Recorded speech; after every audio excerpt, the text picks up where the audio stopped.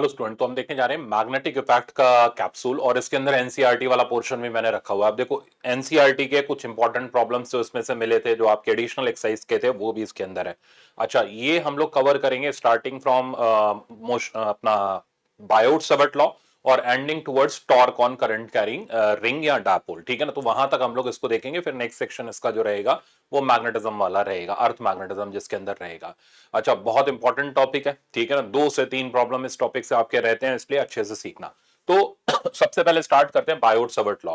हर जगह पर आपको नए प्रॉब्लम मिलेंगे, काफी सारे नए प्रॉब्लम मैंने इसके अंदर रखे हैं। जैसे बायोट सवर्ट लॉ पे ही प्रॉब्लम रखा हुआ है फिलहाल। बायोट सवर्ट लॉ क्या बताता है कि एक करंट कैरिंग कंडक्टर या एक करंट कैरिंग एलिमेंट किसी भी पॉइंट पर जो मैग्नेटिक फील्ड प्रोड्यूस करता है, उस मैग्नेटिक फील्ड का डायरेक्शन डीएल क्रॉस आर पे डिपेंड करता है। मतलब डीएल वेक्टर करंट की तरफ लेते हैं, आर वेक्टर डीएल से पॉइंट को ज्वाइन करने वाला वेक्टर होता है। तो डायग्राम में आप देखो, ये डीएल वेक्टर हो गया, ये आर वेक्टर हो गया। डीएल को आर की तरफ घुमाने से हमें इस मैग्नेटिक फील्ड का डायरेक्शन मिलता है। अब अगर ये क्लॉकवाइज घुमा तो मैग्नेटिक फील्ड अंदर, मतलब बिना हाथ के भी काम चला सकते हो, और अगर एंटी क्लॉकवाइज घुमा तो यही मैग्नेटिक फील्ड बाहर। तो बायोट सवर्ट लॉ के हिसाब से ये मैग्नेटिक फील्ड का वेक्टर फॉर्म होता है। अब इसको अगर हम एक्सपैंड करें तो ये हमें मिलेगा I dl sine theta divided by R square. तो ये चीज हमें ये बताती है कि एक छोटा करंट कैरिंग एलिमेंट यानी charge in motion magnetic field produce करता है। तो हमने इसको क्या किया, सीधे चार्ज में ही कन्वर्ट कर लिया। मान लो क्यू का चार्ज है, वी वेलोसिटी से जा रहा है, हमें पी पॉइंट पर फील्ड देखनी है। अब इसकी जो मैग्नेटिक फील्ड है वो वी क्रॉस आर पे डिपेंड करेगी। एक बात का ध्यान रखना, ये चार्ज पॉजिटिव होना चाहिए। अगर ये नेगेटिव हुआ तो वी क्रॉस आर यानी वी को आर की तरफ घुमाने से जो डायरेक्शन मिलेगा, फील्ड उसके अपोजिट डायरेक्शन में आएगी। तो किसी पॉइंट चार्ज की वजह से जो मैग्नेटिक फील्ड का वेक्टर फॉर्म होता है वो होता है mu naught by 4 pi Q V cross R by R cube. अब इसको अगर हम एक्सपैंड करें और मैग्नेटिक फील्ड का मैग्नीट्यूड निकालें तो mu naught by 4 pi Q V sine theta divided by R square. इसको हम लोग अगले लेक्चर के अंदर इसमें भी देखेंगे कि एक चार्ज को घुमा दिया गया तो उसकी वजह से कितनी मैग्नेटिक फील्ड आती है। तो चार्ज इन रोटेशन के अंदर भी, जैसे रॉड के ऊपर चार्ज दिया उसको घुमा दिया, वो नेक्स्ट पोर्शन का आपका पार्ट रहेगा। अब हम आ जाते हैं इसके ऊपर बेस प्रॉब्लम पर। अब देखो, बायोट सवर्ट लॉ पर है, पर बहुत छोटा सा पर बड़ा अच्छा सा प्रॉब्लम है। अब अगर आपको चार्ज का एप्लीकेशन बायोट सवर्ट लॉ में नहीं पता तो इसमें फंस सकते हो। तो प्रॉब्लम ये सीओपी आप समझ लो। ये कह रहा है charge particle a of charge 2 coulomb has velocity 100 meter per second when it passes through point A. Its velocity का डायरेक्शन ये दिया हुआ, पूरी कहानी चल रही है यहाँ पर। ठीक है ना, the strength of the magnetic field at point B due to this charges. और ये जो डिस्टेंस हमें दे रखा है इस डायग्राम के अंदर, इस डिस्टेंस की वैल्यू में 2 मीटर दे रखी है। v का जो मैग्नीट्यूड हमें दे रखा है वो क्वेश्चन में दे रखा है 100 मीटर पर सेकंड, और जो चार्ज यहां पर है उस चार्ज का मैग्नीट्यूड है 2 कूलम। अब अगर हम v को r की तरफ घुमाएं तो ये देखो डायरेक्शन क्लॉकवाइज घूम रहा है, इसका मतलब मैग्नेटिक फील्ड यहां पर अंदर की तरफ होगी, चार्ज पॉजिटिव है। ठीक है, नेगेटिव होता तो हम बाहर की तरफ इंडिकेट करते। अब इस मैग्नेटिक फील्ड का फॉर्मूला तो हम सीधे सीधे पॉइंट चार्ज के लिए बायोट सवर्ट लॉ लगा देते हैं। तो मैग्नीट्यूड हमें निकालना है, तो mu naught by 4 pi Q V sine theta divided by R square. ठीक है ना, तो ये सीओपी के अंडर में आता है, कंसेप्ट ओरिएंटेड प्रॉब्लम होता है। डायरेक्ट आ जाने पर अब स्टूडेंट को अगर ये नहीं पता तो छोड़ के ही आ जाएगा। तो म्यू नॉट बाय 4 पाई हो गया 10 की पावर -7। चार्ज हमें दे रखा है 2 कूलम का, v की वैल्यू हमें दे रखी है 100, और साइन थीटा यानी साइन 30 की वैल्यू हाफ हो जाएगी, आर स्क्वायर तो आर स्क्वायर की वैल्यू मेरे पास 4 आ जाएगी। अब देखो ये तो गया यहां पर, ये कट करके हो गया 25। तो फाइनली अगर मैं इसको लिखूं तो 2.5 इंटू 10 की पावर -6, जिसको हम लिख सकते हैं माइक्रो टेस्ला। तो फाइनल आंसर हमारे पास आ गया 2.5 माइक्रो टेस्ला की मैग्नेटिक फील्ड ये पॉइंट चार्ज, मूव करता हुआ पॉइंट चार्ज पी पॉइंट पर प्रोड्यूस करेगा। राइट आंसर ए हो गया। अब एप्लीकेशन पार्ट पर आते हैं। देखो वायर का हमेशा से इंपॉर्टेंट रोल रहा है, इस बार सवाल भी मैंने कुछ ज्यादा अच्छा रखा है। ठीक है ना, मजे आएंगे सवाल देख करके आपको। तो पहले एक बार फॉर्मूले बेसिक रिवाइज कर लेते हैं। तो अगर कोई पॉइंट पी दोनों कॉर्नर्स के अंदर है, शब्द ध्यान देना, दोनों कॉर्नर के अंदर है, एक तरफ का एंगल क्लॉकवाइज है, एक तरफ का एंगल एंटी क्लॉकवाइज है, तो इस पी पॉइंट पर मैग्नेटिक फील्ड निकालने के लिए 3 चीज की जरूरत है। वायर के टॉप का एंगल, बॉटम का एंगल और वायर से परपेंडिकुलर डिस्टेंस। इन तीनों में से सारी चीज तो सीधे सीधे देते नहीं है। ठीक है ना, बाकी चीजें हमें परपेंडिकुलर जैसे ड्रॉप करना है, अल्फा बीटा के एंगल ढूंढने हैं, इस पे बेस्ड आपके प्रॉब्लम है। तो इस पी पॉइंट पर जो मैग्नेटिक फील्ड का मैग्नीट्यूड होगा सिंपल सा म्यू नॉट बाय 4 पाई और I by R sine alpha plus sine beta. ठीक है ना, ध्यान रखना आर परपेंडिकुलर डिस्टेंस है पॉइंट से वायर तक का। दूसरी बात, इसका डायरेक्शन हम अपना राइट हैंड रूल से निकाल सकते हैं। थंब हमारा करंट, वायर को हमें राइट हैंड में पकड़ना होता है, थंब हमारा करंट की तरफ है, हाथ को ओपन कर दो आर वेक्टर की तरफ और फिंगर को 90 डिग्री पे बेंड करो, तो 90 डिग्री पे ये बेंड हुई फिंगर अंदर की तरफ जा रही है। तो आई होप पूरे ईयर लॉन्ग पढ़ाई में आपने जरूर सीखा होगा। अब इधर साइड पर अगर हम चेक करेंगे तो ये फील्ड कहां की तरफ आ जाएगी, बाहर की तरफ, ठीक है ना। तो यहां पर फील्ड अंदर की तरफ और उधर फील्ड ध्यान रखना वेक्टर क्वांटिटी होती है। डायरेक्शन के ऊपर कई सारे सवाल बेस्ड होते हैं। 3D का एक बहुत जबरदस्त प्रॉब्लम आज मिलेगा, ठीक है ना। तो ये हो गया हमारा मैग्नेटिक फील्ड का फॉर्मूला जब पॉइंट दोनों कॉर्नर के अंदर है। अब ध्यान देना, जो अगला बता रहा हूं इस पे बेस्ड प्रॉब्लम है। अगर पॉइंट किसी एक कॉर्नर से बाहर की तरफ है, जैसे बी वाले तक तो कोई दिक्कत नहीं है, बी वाले तक तो ये पहुंच रहा है, बट ए वाले के बाहर की तरफ है। यहां क्या था, ए से भी अंदर की तरफ था। तो अगर पॉइंट किसी भी कॉर्नर से बाहर की तरफ है, ऐसा होने पर दोनों एंगल सेम सेंस में हो जाएंगे। एक तो क्लॉकवाइज ही है, ठीक है ना, बट दूसरा वाला जो एंटी क्लॉकवाइज था, ठीक है ना, ये जो एंटी क्लॉकवाइज था ये भी बन गया क्लॉकवाइज। अब कई लोग यहां पर लगे पड़े रहते हैं, आंसर नहीं आते, वो पूरी वायर की निकालेंगे, फील्ड इतने की निकालेंगे, माइनस कर, ऐसा कुछ नहीं करना। जिस एंगल का ओरिएंटेशन चेंज हो गया उसका साइन चेंज कर दो। तो यहां पर प्लस साइन बीटा की जगह आप चेक करो माइनस साइन बीटा आ जाएगा, बाकी सारा रिजल्ट एज इट इज है, perpendicular distance as it is है, अल्फा का एंगल एज इट इज है। मान लो ये पी पॉइंट इधर भाग जाता, इस वाले रीजन के बाहर हो जाता, तो यहां का एंगल मेजर करते वक्त अब हमारा नेगेटिव साइन आ जाता। तो जहां से बाहर जाएगा उस एंगल का साइन नेगेटिव हो जाएगा। अब यही वायर अगर इनफाइनाइट लेंथ की हो तो स्टैंडर्ड रिजल्ट है mu naught by 4 pi 2 i by R. Semi infinite हो mu naught by 4 pi i by R. तो ये सारे बेसिक रूल्स हैं जिन पे हम लोग काम करेंगे और इन पे बेस्ड हमारे प्रॉब्लम्स हैं। जैसे आप ये देखो, ग्राफ वाला प्रॉब्लम बरसों से करा रहा हूं, ठीक है, हर बार आ ही जाता है कुछ ना कुछ इसमें से। अब ये हमें दो वायर दे रखी है, न्यूट्रल पॉइंट का सवाल है, न्यूट्रल पॉइंट पे भी हमारा बहुत बढ़िया सवाल आगे आपको दिखेगा। तो हमारे पास दो वायर्स हैं, इन दोनों वायर में I1 I2 का करंट है, इसमें I1 और इसमें जो करंट है ये I2 है। क्वेश्चन में दे रखा है I1 is greater than I2। अब इन दोनों वायर की जो फील्ड होती है, अब पहले तो करंट का डायरेक्शन चेक कर लो, बिल्कुल जैसे हमने चार्ज में पढ़ा था इलेक्ट्रोस्टैटिक में। लाइक चार्जेस है तो बीच में हमें न्यूट्रल पॉइंट मिलता है जहां फील्ड कैंसिल आउट हो जाती है। सिमिलरली ये वायर बाहर की तरफ है तो यहां कहीं बीच में, ठीक है ना, हमें न्यूट्रल पॉइंट मिलेगा जहां दोनों की फील्ड कैंसिल आउट होगी। कैसे, इसका करंट कहां की तरफ है, बाहर, राइट हैंड हमने ऐसे लगाया, इसकी फील्ड आ रही है ऊपर, ठीक है ना। तो 1 वाले की फील्ड आ रही है ऊपर, 2 वाले का करंट बाहर की तरफ है, हाथ इधर की तरफ आ गया, 2 वाले का फील्ड आ रहा है नीचे। तो आप चेक कर लो, दोनों फील्ड जहां कैंसिल आउट करेंगे, ये दोनों जहां कैंसिल आउट करेंगे वहां नेट फील्ड हमारा 0 होगा और इस जगह को हम बोलेंगे न्यूट्रल पॉइंट। मान लो यहां से मैंने एक्स डिस्टेंस पर ले ली, तो यहां से जो डिस्टेंस हो जाएगा, लेट्स से दैट ये पूरा का पूरा डिस्टेंस डी ले लेते हैं, आर नहीं लेते डी ले लेते हैं दोनों वायर के बीच का, तो ये डिस्टेंस हो जाएगा d माइनस एक्स। अब अगर मैं इसको सिंप्लीफाई करूं यहां पर दोनों को इक्वेट करते हुए, तो b1 का फॉर्मूला इनफाइनाइट लेंथ की वायर है mu naught by 4 pi 2 i by perpendicular distance x। तो mu naught by 4 pi twice of i1 divided by x, और इधर आ गया हमारे पास mu naught by 4 pi twice of i2 divided by d minus x. अब check करो इसके अंदर से ये सारी चीजें कैंसिल आउट हो गई, ठीक है ना। तो इसको इधर लाते हैं, तो i1d minus i1x equals to i2x, और यहां से x का वैल्यू यानी न्यूट्रल पॉइंट का लोकेशन हमारे पास आ गया i1 upon i1 plus i2, ठीक है, और टाइम्स मेरे पास आ गया d, जहां d हो गया दोनों वायर के बीच का डिस्टेंस। तो बिल्कुल चार्ज जैसा ही है। तो Q1 से न्यूट्रल पॉइंट निकालना होता था इलेक्ट्रिक फील्ड वाले का, तो root Q1 by root Q1 plus Q2 into R, यही आता था। बस यहाँ रूट की जगह आ रहा है i1 upon i1 plus i2 into D, और i2 से निकालना है तो माइनस करके लिख लो। अब ये तो हो गया न्यूट्रल पॉइंट, साथ साथ में ग्राफ भी पूछ लेते हैं, जैसे इलेक्ट्रोस्टैटिक में सिखाए थे बिल्कुल वैसे ही ग्राफ यहां पर भी बनते हैं। तो 2 पॉइंट इसके अड़ोस पड़ोस ले लो, अब इसके आसपास में और 2 इसके आसपास में ले लो, इसके आसपास में इसकी फील्ड डोमिनेटिंग होगी, ठीक है ना। डायरेक्शन सेट करो, करंट कहां की तरफ है, बाहर, तो पूरी फील्ड ऐसे एंटी क्लॉकवाइज सेंस में घूमेगी। यहां फील्ड का डायरेक्शन ऊपर, यहां फील्ड का डायरेक्शन नीचे, सही है। तो हमेशा पहले डायरेक्शन लगाओ, जैसे हम लोग वहां इलेक्ट्रिक फील्ड के लगाते थे, राइट साइड लेफ्ट साइड। अब फील्ड ऊपर की तरफ है तो वैल्यू इसका हो गया इन्फिनिटी। इन्फिनिटी क्यों, क्योंकि हमने बहुत पास में दे रखा, ऊपर की तरफ है तो साइन पॉजिटिव, नीचे की तरफ है तो माइनस इन्फिनिटी, ऐसे करके वहां भी हमने यही किया था, प्लस और माइनस इन्फिनिटी। सिमिलरली इसको चेक करो, इसकी भी फील्ड एंटी क्लॉकवाइज होगी, यहां पर ऊपर की तरफ और यहां पर नीचे की तरफ। जहां न्यूट्रल पॉइंट होगा वहां ग्राफ एक्सेस को कट करेगा और कहीं कट नहीं करेगा। तो ग्राफ प्लस इन्फिनिटी से चलेगा, न्यूट्रल पॉइंट पे कट करते हुए माइनस इन्फिनिटी तक जाएगा। ये हो गया इसका ग्राफ। यहां पर प्लस इंफिनिटी से चलेगा और लार्ज डिस्टेंस पर जीरो हो जाएगा, यहां माइनस इंफिनिटी से चलेगा, लार्ज डिस्टेंस पर जीरो। तो ये इसका ग्राफिकल एप्लीकेशन रहा, एग्जाम में डायरेक्ट आता है, आप ऐसे प्रॉब्लम को टिक कर सकते हो। तो आई थिंक अब मैंने आपको सब कुछ बता दिया, न्यूट्रल पॉइंट भी बता दिया और मैंने यहां पर ग्राफ भी दे दिया। अब प्रॉब्लम देखो, तो प्रॉब्लम ये कह रहा है, अब दो परपेंडिकुलर वायर है, अभी तो थी पैरेलल वायर, अब हमारे पास परपेंडिकुलर वायर है। कहता अब ये बताओ इनका वो लोकस, लोकस मतलब इक्वेशन जहां पर जीरो मैग्नेटिक इंडक्शन हो, यानी नेट फील्ड जीरो।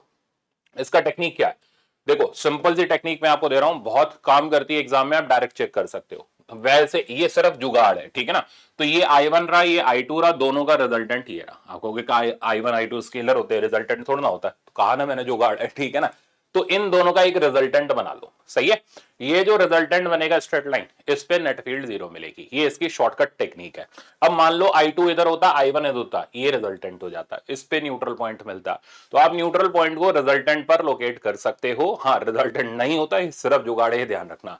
अब अगर हमें इसका लोकस निकालना है, लोकस मतलब इक्वेशन निकालनी है, तो हमने ये पॉइंट का लोकेशन x, y ले लिया।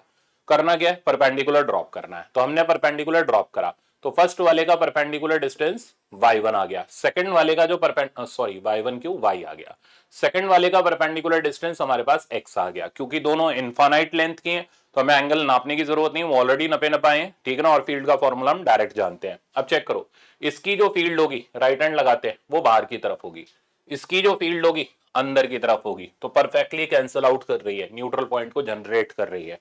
तो अब अगर इसका न्यूट्रल पॉइंट देखूं, तो ये करने के लिए मैंने B1 को B2 के बराबर डाला, ठीक है ना। B1 का फॉर्मूला हो गया mu naught by 4 pi twice of I1 divided by मेरे पास आ गया y, और B2 का फॉर्मूला डाला mu naught by 4 pi twice of I2 divided by x। यहां से हम बड़े इजीली y का इक्वेशन लिख सकते हैं, which is I1 by I2 times x। अब जो सक्षम प्लस बैच के स्टूडेंट है वो ये चीज डायरेक्ट जानते हैं, ठीक है ना। उनको उसमें सिखा रखा है कि देखते ही कैसे आंसर लिखना है, तो मेरे ख्याल से उनके लिए तो ये बच्चों का खेल है, आप आराम से इसको उड़ा सकते हो। तो राइट आंसर हमारे हमारे पास आ गया y बराबर I1 plus I2 into x, third option correct है।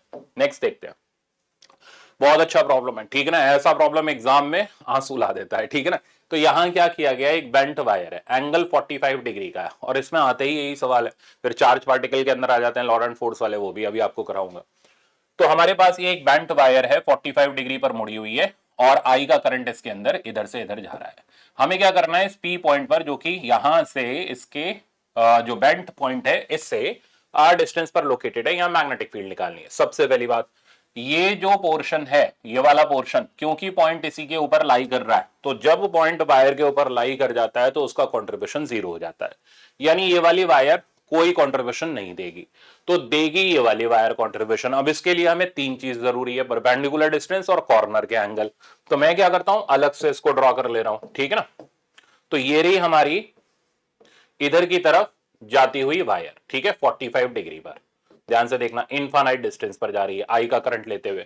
और ये हमारा पॉइंट हो गया जो कि इधर से आर डिस्टेंस पर है, ठीक है।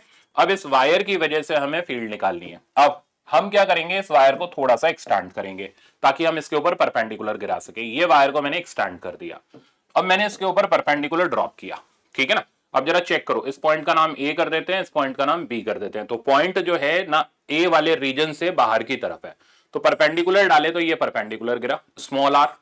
ये एंगल 45 है, तो ये भी 45 हो गया। तो परपेंडिकुलर की वैल्यू होगी R sine 45 R by root 2। Angle देखें तो दोनों कॉर्नर के एंगल चाहिए होंगे पॉइंट से, तो पॉइंट से इसका एंगल ये हो गया, कलर चेंज कर दे रहा हूं मैं इसका। तो ये हो गया हमारा ए पॉइंट का एंगल, ये हो गया सॉरी, और इधर की तरफ निकल गया हमारा ये बी पॉइंट का एंगल। तो चेक करो, ये दोनों सेम सेंस में है, ठीक है ना। तो ये तो होना ही चाहिए था अपना क्लॉकवाइज डायरेक्शन में, ये हमारा और क्लॉकवाइज में आ गया। अच्छा, क्योंकि ये इनफाइनाइट की तरफ जा रहा है, तो एक एंगल अल्फा की वैल्यू हो जाएगी 90, और दूसरा एंगल ये जो बीटा सा दिख रहा है, इसकी वैल्यू मैग्नीट्यूड में हमारे पास आ जाएगी 45। अब फॉर्मूला कौन सा यूज करेंगे, जिस तरफ से बाहर जा रहा है वो एंगल नेगेटिव साइन के साथ आएगा। तो इस पॉइंट पर जो मैग्नेटिक फील्ड होगा उसका फॉर्मूला हो जाएगा mu naught by 4 pi I by R, R की जगह आ जाएगा आर बाय रूट 2, ठीक है, ध्यान देना। और टाइम्स, अब ये वाला जो एंगल हो गया साइन 90, ये तो प्लस में हो गया, माइनस साइन 45 1 बाय रूट 2 हो गया। अब चेक करो, रूट टू कट जाएगा एलसीएम लेने के बाद, तो फाइनल रिजल्ट मैग्नेटिक फील्ड का आ जाएगा mu naught by 4 pi I by R times √2 - 1। अब आप इसका आंसर मिला सकते हो। Mu naught by 4 pi I by R √2 - 1 के हिसाब से चेक करें तो इसका राइट आंसर हमें फर्स्ट वाला मिल रहा है ना। मजेदार प्रॉब्लम था जिसमें ये चाहिए होता है कि हमें पहले पता हो कि किस हिसाब से हमें वायर की फील्ड निकालनी है, पॉइंट बाहर जाने पर क्या कंसेप्ट लगाना है, अंदर रहने पर क्या लगाना है। तो इसको जरूर आप वापस से प्रैक्टिस कर लेना। नेक्स्ट पर चलते हैं। नेक्स्ट आप फिर से देख रहे हो bent wire, originally SC Verma का प्रॉब्लम है, ठीक है ना। तो लेक्चर्स में तो मैंने डायरेक्ट कराया हुआ स्टूडेंट्स को, उनको डायरेक्ट ही आता है, ठीक है ना, पूरा प्रूविंग के साथ 90 डिग्री, एक तरफ का 30, एक तरफ का 60। तो वो सारी चीजें आप लोग लेक्चर नोट से जरूर रिवाइज कर लेना जो सक्षम स्टूडेंट्स हैं। अब पी पॉइंट पर हमें फील्ड निकालनी है, ठीक है ना। तो अब क्योंकि बेंट है और ऊपर से दोनों तरफ से सिमेट्रिक है लोकेशन, तो ये एंगल हो गया α/2, ये भी हो गया α/2। बेसिक्स पर टिके रहते हैं। जिस भी वायर की फील्ड निकालनी है पहले परपेंडिकुलर डालो, दाएं बाएं का एंगल मतलब दोनों कॉर्नर का एंगल पॉइंट से लोकेट करो। तो मैं इस वायर को अलग से ले रहा हूं, ये रही हमारे पास वायर, ठीक है ना। अब खासियत क्या है, इस वायर की फील्ड चेक करेंगे तो बाहर है, इधर की फील्ड चेक करेंगे तो भी बाहर है, दोनों सिमेट्रिक हैं, इसलिए दोनों की फील्ड आपस में ऐड हो जाएगी। तो एक की फील्ड निकाल के डबल मार देंगे, ठीक है। अब ये पॉइंट पी है जहां पर हमें फील्ड निकालनी है, तो मैंने पहले इस पे परपेंडिकुलर डाला। ये परपेंडिकुलर हमारे लिए आर परपेंडिकुलर का काम करेगा। अब एंगल चाहिए, ये α/2 है, इस एंगल के झमेले में मत पड़ना, हमें चाहिए पॉइंट से एंगल, ये एंगल। तो ये हो गया 90 - α/2। तो साइन जो अल्फा है उसके अंदर जाएगा साइन 90 - α/2, क्योंकि पॉइंट से एंगल चाहिए। दूसरे तरफ वायर जा रही है इंफिनिटी, जब इंफिनिटी पर जाएगी तो इधर का जो एंगल हो जाएगा वो हो जाएगा अपना 90 डिग्री। ये परपेंडिकुलर डिस्टेंस की वैल्यू हम बड़े इजीली इस ट्रायंगल से निकाल सकते हैं। ये अपॉन ये साइन α/2 है, तो आर परपेंडिकुलर हो गया आर साइन α/2। तो ये बेसिक्स है, परपेंडिकुलर डिस्टेंस, दाएं बाएं के एंगल आपको आते हैं, वायर का भी परेशान नहीं करेगी। नहीं आते तो हमेशा परेशान रहोगे। तो टोटल मैग्नेटिक फील्ड हो गई ट्वाइस ऑफ बी, ठीक है। तो ट्वाइस ऑफ बी की जगह मैंने सब्स्टिट्यूट कर दिया म्यू नॉट बाय 4 पाई। अब इसकी वैल्यू डालते हैं I by R perpendicular which is R sine α/2, ठीक है। देखो मैं स्टेप बाय स्टेप चल रहा हूं, कोई बहुत ज्यादा टाइम नहीं लग रहा, 1 मिनट के अंदर कोई भी प्रॉब्लम खत्म हो जा रहा है। अच्छा, साथ में आ जाएगा साइन 90 प्लस साइन 90 - α/2। अब साइन 90 - α/2 होता है कॉस α/2, तो 1 प्लस कॉस α/2 बचेगा, ठीक है। तो आई थिंक ये समझ आ गया होगा। अब इसको हम थोड़ा सा और सिंप्लीफाई कर लेते हैं, तो म्यू नॉट बाय 2 यहां से उड़ा दो, तो 2 pi R mu naught I by 2 pi R 1 plus cos α/2 divided by sine α/2। तो ये हमारे पास रिजल्ट आ रहा है, देखें इस हिसाब से मैच कर रहा है, बिल्कुल कर रहा है। तो सामने ही दिख रहा है, राइट आंसर हमारे पास इसका आ गया सी वाला। तो मेरे ख्याल से आपको बेंट वायर भी अच्छे तरीके से आ गई होगी। अब सपोज करो अगर वो दे दे कि यार ये टोटल एंगल जो है 90 डिग्री है, फील्ड बताओ, तो आप डायरेक्ट भी कर सकते हो 90, इसमें अल्फा की जगह पुट कर दो तो ये 45 हो जाएगा, सिंपल रिजल्ट हो जाएगा तैयार। इसकी प्रैक्टिस होती है, पूरे हम लोग ईयर लॉन्ग प्रोग्राम के दौरान करते हैं। नेक्स्ट आप देख रहे हो field due to circular current carrying ring. अब देखो सर्कुलर करंट कैरिंग रिंग या एक क्लोज्ड करंट कैरिंग रिंग एक मैग्नेटिक डायपोल का काम करती है। पहले उसका डायपोल मोमेंट, तो जैसे हम लोगों ने डायपोल मोमेंट इलेक्ट्रोस्टैटिक में सीखा था वैसे ही यहां पर तो डायपोल मोमेंट होता है, वो देखने का तरीका होता है कि राइट हैंड्स को आप करंट के डायरेक्शन में, ध्यान रखना क्लोज्ड होना चाहिए, ओपन हुआ तो कोई डायपोल नहीं बनेगा। तो राइट हैंड को आप क्या करो, करंट के डायरेक्शन में घुमाओ, जैसे मैं इधर घुमा देता हूं, मान लो ये करंट कैरिंग रिंग है, तो हमने इसमें राइट हैंड को ऐसे घुमाया, तो ये जो थंब है ये हमें मैग्नेटिक फील्ड का भी डायरेक्शन देगा, तो मैग्नेटिक डायपोल का भी डायरेक्शन देगा। तो ये इसका मैग्नेट प्लेन के परपेंडिकुलर ये मैग्नेटिक डायपोल हो गया, और एज वेल एज ये फील्ड का डायरेक्शन हो गया। मैग्नेटिक डायपोल मोमेंट का मैग्नीट्यूड जो होता है वो होता है I into A, current into area of loop. अगर नंबर ऑफ टर्न्स पे रखे हो तो उससे हम इसको मल्टीप्लाई कर देंगे, इस पे आगे आपको मिलेगा सवाल, ठीक है, और कल के लेक्चर में भी मिलेगा। अब देखो किसी भी रिंग की वजह से x डिस्टेंस पर उसके एक्सिस पर मैग्नेटिक फील्ड का ये सिंपल फॉर्मूला है, जिसको याद रख के हम फील्ड की वैल्यू डायरेक्ट कैलकुलेट कर सकते हैं। ये हो गया in terms of B centre, क्योंकि ये डायरेक्ट पूछ लेते हैं कि रेशियो बता दो एक्सिस पर फील्ड और डिवाइडेड बाय सेंटर की फील्ड। तो ये फॉर्मूला मल्टीपर्पज फॉर्मूला है, इसे याद रख के आप रेशियो भी डायरेक्ट दे सकते हो, और इसे याद रख के आप कहीं पर भी फील्ड भी बता सकते हो। जहां बी सेंटर हो गया रिंग के सेंटर पर मैग्नेटिक फील्ड, जिसका standard result mu naught by 4 pi I by R into 2 pi है, ठीक है ना। सो सब बच्चों को रटा ही होता है, 2 पाई उड़ाओगे तो mu naught I by 2 R बच जाएगा। तो बी सेंटर का वैल्यू है mu naught I by 2 R. अब ये रिजल्ट हमें बड़ी हेल्प करता है, ठीक है ना, किसी भी पर्टिकुलर पॉइंट पर मैग्नेटिक फील्ड का रेशियो देना है। जैसे वो कहता है कि magnetic field at centre and magnetic field eight √3r distance का रेशियो बता दो कितना होगा, ठीक है ना। अब इसमें आप पहले सेंटर निकालो, फिर आप √3r निकालो, जनरल फॉर्मूला बेहतर है, इससे आप सवाल कर सकते हो। जैसे जैसे मैंने बोला कि B centre by B axis का रेशियो बता दो eight x equals to √3r, ये डायरेक्ट ही पूछा जाता है इस तरीके से √3r पर। तो हम कुछ नहीं करेंगे, इस फॉर्मूले को यूज करते हुए रेशियो को छूमंतर कर देंगे। तो B centre by B axis पहले तो हो गया 1 plus X square by R square की पावर 3/2। अब बस वैल्यू सजा दो, तो एक्स स्क्वायर आप करेंगे तो ये आ जाएगा 3r स्क्वायर, आर स्क्वायर कटा तो 4 की पावर 3/2। अब 4 होता है 2 स्क्वायर, डायरेक्ट ही कर रहा हूं, 2 स्क्वायर में स्क्वायर 2 कटेगा, 2 क्यूब बचेगा, यानी ये रेशियो आ जाएगा 8:1। ऐसे छूमंतर हो गया, ठीक है ना। इसलिए मैंने बोला मल्टीपर्पज फॉर्मूला है, रेशियो वगैरह के अंदर इसका खूब हम यूज करते हैं। अब इसकी वजह से जो ग्राफ होता है वो ग्राफ कुछ ऐसा होता है कि इस रिंग की वजह से जैसे जैसे डिस्टेंस बढ़ता चला जाता है फील्ड कम होती चली जाती है, इधर भी फील्ड कम होती चली जाती है। सेंटर ऑफ रिंग पर फील्ड मैक्सिमम रहती है और जिसका फॉर्मूला μ0I/2r है, ठीक है ना, जिसको आप डायरेक्ट यूज कर सकते हो। अब इस पे बेस्ड एप्लीकेशन बेस्ड रिजल्ट ये, अगर एक आर्क ले ले जो अल्फा एंगल सबटेंड कर रहा हो, तो इसकी वजह से फील्ड हो जाएगी μ0/4πI/r इंटू अल्फा। ध्यान ये रखना कि ये alpha must be in radiant, degree में नहीं चलेगा।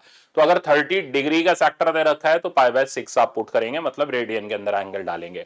Direction of this magnetic field also matter, और देखने का तरीका कुछ नहीं, कान पकड़ के उमेड़ दो इसके, करंट के डायरेक्शन में अपना फिंगर्स को रोटेट करो और थंब आपको मैग्नेटिक फील्ड का डायरेक्शन बताएगा। तो ये मैग्नेटिक फील्ड आ रही है अंदर की तरफ, और इसी तरह अगर ये करंट एंटी क्लॉकवाइज होता तो डायरेक्ट क्लॉकवाइज एंटी क्लॉकवाइज से भी कर सकते हो। अगर ये करंट क्लॉकवाइज है तो सेंटर पर मैग्नेटिक फील्ड अंदर की तरफ, और अगर ये एंटी क्लॉकवाइज है तो बाहर की तरफ। ये हो गया सिंपल सा इसका एस्पेक्ट। अब हम आ जाते हैं प्रॉब्लम्स पर, ठीक है ना। तो इसके अंदर मैंने कुछ selective COP concept oriented problem आपके लिए रखे हैं। 3D का भी प्रॉब्लम रखा है, क्योंकि 3D का प्रॉब्लम भी इंपॉर्टेंट है। एक बार आ गया था, बच्चों के आंसू नहीं आए थे, बेचारे कर ही नहीं पा रहे थे उस प्रॉब्लम को, तो आज भी मैंने 3D का रखा है प्रॉब्लम। ये कह रहे a current wire of length L is bent in the shape of circular arc। तो एक वायर है L लेंथ की, हमने सर्कुलर आर्क में ब्रेक कर दिया, बेंड कर दिया, कितने डिग्री के नहीं पता, ठीक है ना। ये पता है कि उसका रेडियस R है, तो ये रहा सर्कुलर आर्क जिसकी अब आर्क लेंथ, ये आर्क लेंथ L के बराबर हो गई, और इसका रेडियस हमारे पास R हो गया। तो हम सबसे देखो, हमें एंगल तो चाहिए ही चाहिए, तो ये एंगल अल्फा हमें चाहिए है। इस एंगल को हम अपना बेसिक रिजल्ट थीटा बराबर आर्क अपॉन रेडियस से निकालेंगे। तो अल्फा वाले एंगल की वैल्यू हो जाएगी आर्क अपॉन रेडियस, ठीक है ना। तो आर्क लेंथ का काम ये कर गया, रेडियस हमें ऑलरेडी दे ही रखा था। अब हमें इसके सेंटर पर फील्ड चाहिए, ठीक है ना, और हमें बताना है वो मैग्नेटिक फील्ड किसके प्रोपोर्शनल होगी। तो करंट इसमें आई ले लेते हैं। अब डायरेक्शन उसने तो दिया नहीं था, तो वो पूछेगा भी नहीं आपसे फील्ड का डायरेक्शन क्या, सिर्फ मैग्नीट्यूड पूछ रहा है। तो इसका मैग्नीट्यूड हमारे पास आ जाएगा μ0/4π, ठीक है। पहले फॉर्मूला लिखते हैं, I/r times angle subtended bye arc eight the centre. अब आप इसमें अल्फा की वैल्यू डाल दें L/r, तो B का रिजल्ट हमारे पास आ जाएगा μ0/4π I into L divided by R square. अब सिर्फ प्रोपोर्शनलिटी पूछिए तो हम ये कह सकते हैं B is proportional to L divided by R square. तो इस हिसाब से अगर हम चेक करेंगे तो हमारा राइट आंसर हो जाएगा इसमें फर्स्ट वाला। तो ये तो हो गया डायरेक्ट सर्कुलर आर्क पे बेस्ड रिजल्ट। अब आर्क और वायर के मिक्स करके भी प्रॉब्लम होते हैं, ठीक है ना, वो भी बताऊंगा मैं आपको। तो जैसे आप ये देखो, बहुत ही अच्छा प्रॉब्लम है, ठीक है ना, क्योंकि पहले मैंने लेक्चर नोट केटीएस के जो है उसमें खूब करा रखे हैं, तो कुछ नया देना था, तो एक मैंने नया प्रॉब्लम आपके लिए रखा है। तो सर्कुलर आर्क और वायर को मिक्स करता हुआ एक शानदार टाइप का प्रॉब्लम बनाया है। ऐसा प्रॉब्लम एक बार एम्स में आया था, इसलिए मैंने उससे मिलता जुलता प्रॉब्लम रखा है कि अगर आ जाए तो आप कर लो, ठीक है ना। तो ये कह रहा है radius of coil of wire with n turns, तो हमें नंबर ऑफ टर्न्स इसके कॉइल के दे रखे हैं n, ठीक है, और इसका रेडियस दे रखा है 0.22। तो दिस रेडियस इज हमें 0.22 गिवन है, ठीक है, मीटर में। और करंट जो दे रखा है तो वो दे रखा है हमें 3.5 एम्पियर, I1 ले लेते हैं, और क्लॉकवाइज डायरेक्शन में, जो कि हमें साफ डायग्राम में नजर आ रहा है। तो इसकी वजह से जो फील्ड होगी, I1 नाम डाल दिया, वो फील्ड अंदर की तरफ होगी इसके सेंटर पर। अच्छा, आगे बढ़ते हैं। कह रहा है long straight wire carrying current 54 ampere. तो ये लॉन्ग स्ट्रेट वायर है, इसका करंट I2 नाम डाल लेते हैं, 54 एम्पियर का इसमें करंट चल रहा है। Towards the left is located 0.05 metre. तो ये कहां से डिस्टेंस है, गौर से देखना, from the edge of the coil. तो एज ऑफ द कॉइल यानी ये जो डिस्टेंस आप देख रहे हैं, इतना सा डिस्टेंस जिसका नाम मैं अभी डी कर दे रहा हूं, ये हमें 0.05 मीटर दे रखा है। तो बहुत ही केयरफुली चीजें हमें लिखनी पड़ती हैं क्वेश्चन के अंदर। सेम डिट्टो इसी तरीके का जनरल प्रॉब्लम एम्स में दे रखा था, ठीक है ना, मैंने न्यूमेरिकल बनाया। कह रहा था magnetic field at the centre of coil is zero, तो ये कह रहा है सेंटर पर मैग्नेटिक फील्ड जीरो। क्यों भाई जीरो क्यों होगी? अभी तो हमने B1 लिखी है, तो जीरो इसलिए होगी कि ये B1 तो सर्कल की फील्ड क्लॉकवाइज है तो अंदर हो गई, वायर की भी तो होगी, वायर की फील्ड कहां की तरफ आ गई? बाहर की तरफ, तो दोनों एक दूसरे को कर रही है कैंसिल आउट। तो सेंटर पर B2 हो गया बाहर की तरफ और B2 और B1 एक दूसरे को कर रहे हैं कैंसिल आउट, इसलिए सेंटर पर फील्ड जीरो है। तो B centre is zero since B1 and B2 are equal in magnitude and opposite in direction। I think समझ गए करना क्या है। तो ये कह रहा है number of turns in the coil बता दो, यानी n का वैल्यू बता दो। तो बहुत अच्छे टाइप का प्रॉब्लम है। अब हम इसको, ये बच्चों वाला नहीं, प्रैक्टिस होनी चाहिए जबरदस्त, तब आप इसको कर सकते हो। तो अब हम सर्कल की फील्ड लिखते हैं। तो देखो पूरे सर्कल की फील्ड का formula mu naught I by 2r होता है। n नंबर ऑफ टर्न्स हो तो n से मल्टीप्लाई कर देंगे, तो mu naught N I by 2r, ठीक है, इज इक्वल्स टू, अब वायर की फील्ड देखते हैं। इनफाइनाइट लेंथ की वायर है, एंगल नापने की जरूरत नहीं है, सिर्फ परपेंडिकुलर डिस्टेंस चाहिए। सेंटर से यहां तक का डिस्टेंस ये हो गया d प्लस आर। अभी जनरलाइज लिख रहा हूं, बाद में वैल्यू डाल देंगे। तो म्यू नॉट, इसका नाम पहले हम I1 कर रहे हैं, mu naught I2, mu naught by 4 pi twice I2, ठीक है ना, divided by d plus R. तो this is the value of magnetic field due to wire at the centre. अब इसमें से जो चीजें कट रही हैं उन्हें काटो और n का वैल्यू निकाल दो। तो म्यू नॉट बाय 4 पाई उड़ गया, अच्छा कहां से उड़ गया, मैंने उधर तो रखा ही नहीं, तो म्यू नॉट तो उड़ गया, चलो इसको तो विदा करो, ठीक है ना। अब यहां से n की जो वैल्यू मेरे पास आ रही है वो n की वैल्यू 2 और 2 4, 4 भी कैंसिल आउट हो जाएगा। तो n की वैल्यू आ रही है I2 by I1 times r by d plus R. Check कर लो कहीं कुछ छूट तो नहीं रहा। तो I2 by I1 times r upon d plus R. अब बस हमें डेटा पुट करना है। तो n की वैल्यू मेरे पास बन जाएगी I2 बाई I1, I2 ये हो गया, I1 ये हो गया, यानी 54 डिवाइडेड बाय 3.5। अब यहां पर हमें यूनिट कन्वर्जन की जरूरत नहीं है, सेम यूनिट से हम काम चला सकते हैं, वेदर इट इज सेंटीमीटर या मीटर। आर हमें दे रखा है 0.22 मीटर, खैर सारा चीज ऐसा ही में दे रखा है, सोचने की भी जरूरत नहीं है। तो रेडियस की जगह आ गया 0.22 और नीचे d प्लस आर, इन दोनों का सम बन गया 0.27। सही है, ये तो उड़ा दो पहले पॉइंट, और ये 2 से कैंसिल आउट हो गया। तो n की वैल्यू मेरे पास आ गई, ठीक है ना, n की वैल्यू आ गई 44 डिवाइडेड बाय 3.5। एक चीज छूट गई, मैं कहा ना कुछ छूटा है, पाई छूटा है, तो ये पाई वाला चीज यहां पर मिसिंग रह गया, अभी गड़बड़ हो जाती। तो 3.5 इंटू पाई। अब हम इसको कैंसिल आउट करते हैं। देखो पाई को 3.14 डाल के अपनी मुसीबत क्यों बढ़ानी, 22/7 डाल देते हैं। तो n का वैल्यू हो गया 44 बाय 3.5 इंटू पाई की जगह आ गया 22/7। तो ये यहां से कैंसिल हो गया 2 से, ये 14 डिवाइडेड बाय 3.5। 3.5 को आप 7/2 लिख लो, सबसे सस्ता सुंदर टिकाऊ, n की वैल्यू 4 आ गई।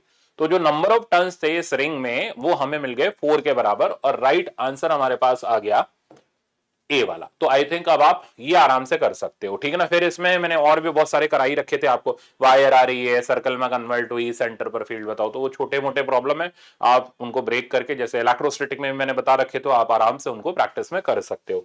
नेक्स्ट मैं आपको दिखा रहा हूं इसी का 3D प्रॉब्लम, जबरदस्त है। 3D प्रॉब्लम कैसे मैनेज करते हैं, ध्यान से सीखना। तो ये कह रहा है ओ पॉइंट पर मैग्नेटिक फील्ड बताओ। आर रेडियस का सर्कुलर लूप है, और ये जो सेगमेंट्स हैं ये इनफाइनाइट डिस्टेंस के हैं, ठीक है, इनफाइनाइट लेंथ के हैं। देखो इसको हम पहले नंबरिंग कर देते हैं 1 2 एंड 3। इसमें वेक्टर का पूरा खेल रहता है, और आराम से हमें सोच समझ करके आंसर देने। देखो ये O पर हमें फील्ड निकालनी है, तो वायर का O से परपेंडिकुलर डिस्टेंस R1 वो और कुछ नहीं R हो गया, as well as wire number 3 का परपेंडिकुलर डिस्टेंस भी हमारे पास R हो गया। तो परपेंडिकुलर डिस्टेंस का कोई इशू नहीं है। दूसरी बात हमें ये पता चल रही है कि एक तरफ से वायर इंफिनिटी पर जा रही है, तो सेमी इनफाइनाइट का फॉर्मूला लगेगा mu naught by 4 pi I by R. ये भी कोई इशू नहीं है, ठीक है ना। मेन खेल है डायरेक्शन का, स्टूडेंट डायरेक्शन में रोता है। तो डायरेक्शन देखने का तरीका ये है कि अब ये वायर को ऑब्जर्व करो, ये वायर ये ऐसे दिख रही है, अब ये 3D में है भाई, ठीक है ना। तो 3D में दिखाओगे तो इस तरीके से वायर आ रही है। अब हमें यहां पर फील्ड चाहिए, तो हम राइट हैंड रखेंगे, थंब हमारा करंट की तरफ, हाथ हमारा आर वेक्टर की तरफ, और फिंगर 90 डिग्री पे मोड़ दी, तो इस वायर की फील्ड जो आ जाएगी वो नीचे की तरफ आ जाएगी। कोशिश करता हूं हाथ बनाने की, इंसान का बन जाए तो अच्छी बात है, ठीक है ना, नहीं बना तो यार काम चला लेना। तो ये हम लोग इस तरीके से 1 2 3 4, ठीक है, और एक अंगूठा हो गया हाँ जी, तो करंट की तरफ ये राइट हैंड हो गया, ठीक है ना, ये राइट हैंड का थंब करंट की तरफ हो गया, फिंगर 90 डिग्री पे मोड़ दी, तो इसकी वजह से जो फील्ड आ रही है 1 की वजह से वो नीचे आ रही है, क्योंकि मैं उसमें दिखा नहीं पाता, हाथ बना के दिखाना थोड़ा सा आसान है।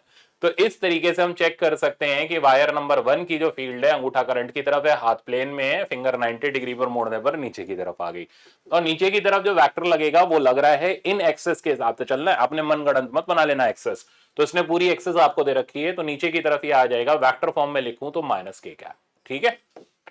अब हम आ जाते हैं दूसरे नंबर, यानी सर्कुलर, ये तो बड़ा आसान है, इसमें करंट चल रहा है अपना क्लॉकवाइज, तो इसकी फील्ड जो हो जाएगी सर्कल की वो हो जाएगी अंदर की तरफ B2, और इसमें वेक्टर आ जाएगा अंदर की तरफ माइनस आई कैप, वैल्यू एक साथ लिख लेंगे।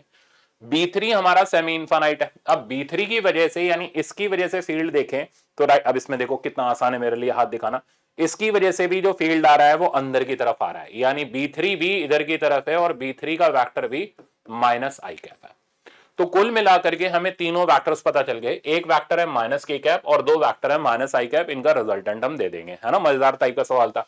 इस हाथ को देख के हंसना मत, इंसान का तो लग नहीं रहा है पर डायरेक्शन बता रहा है।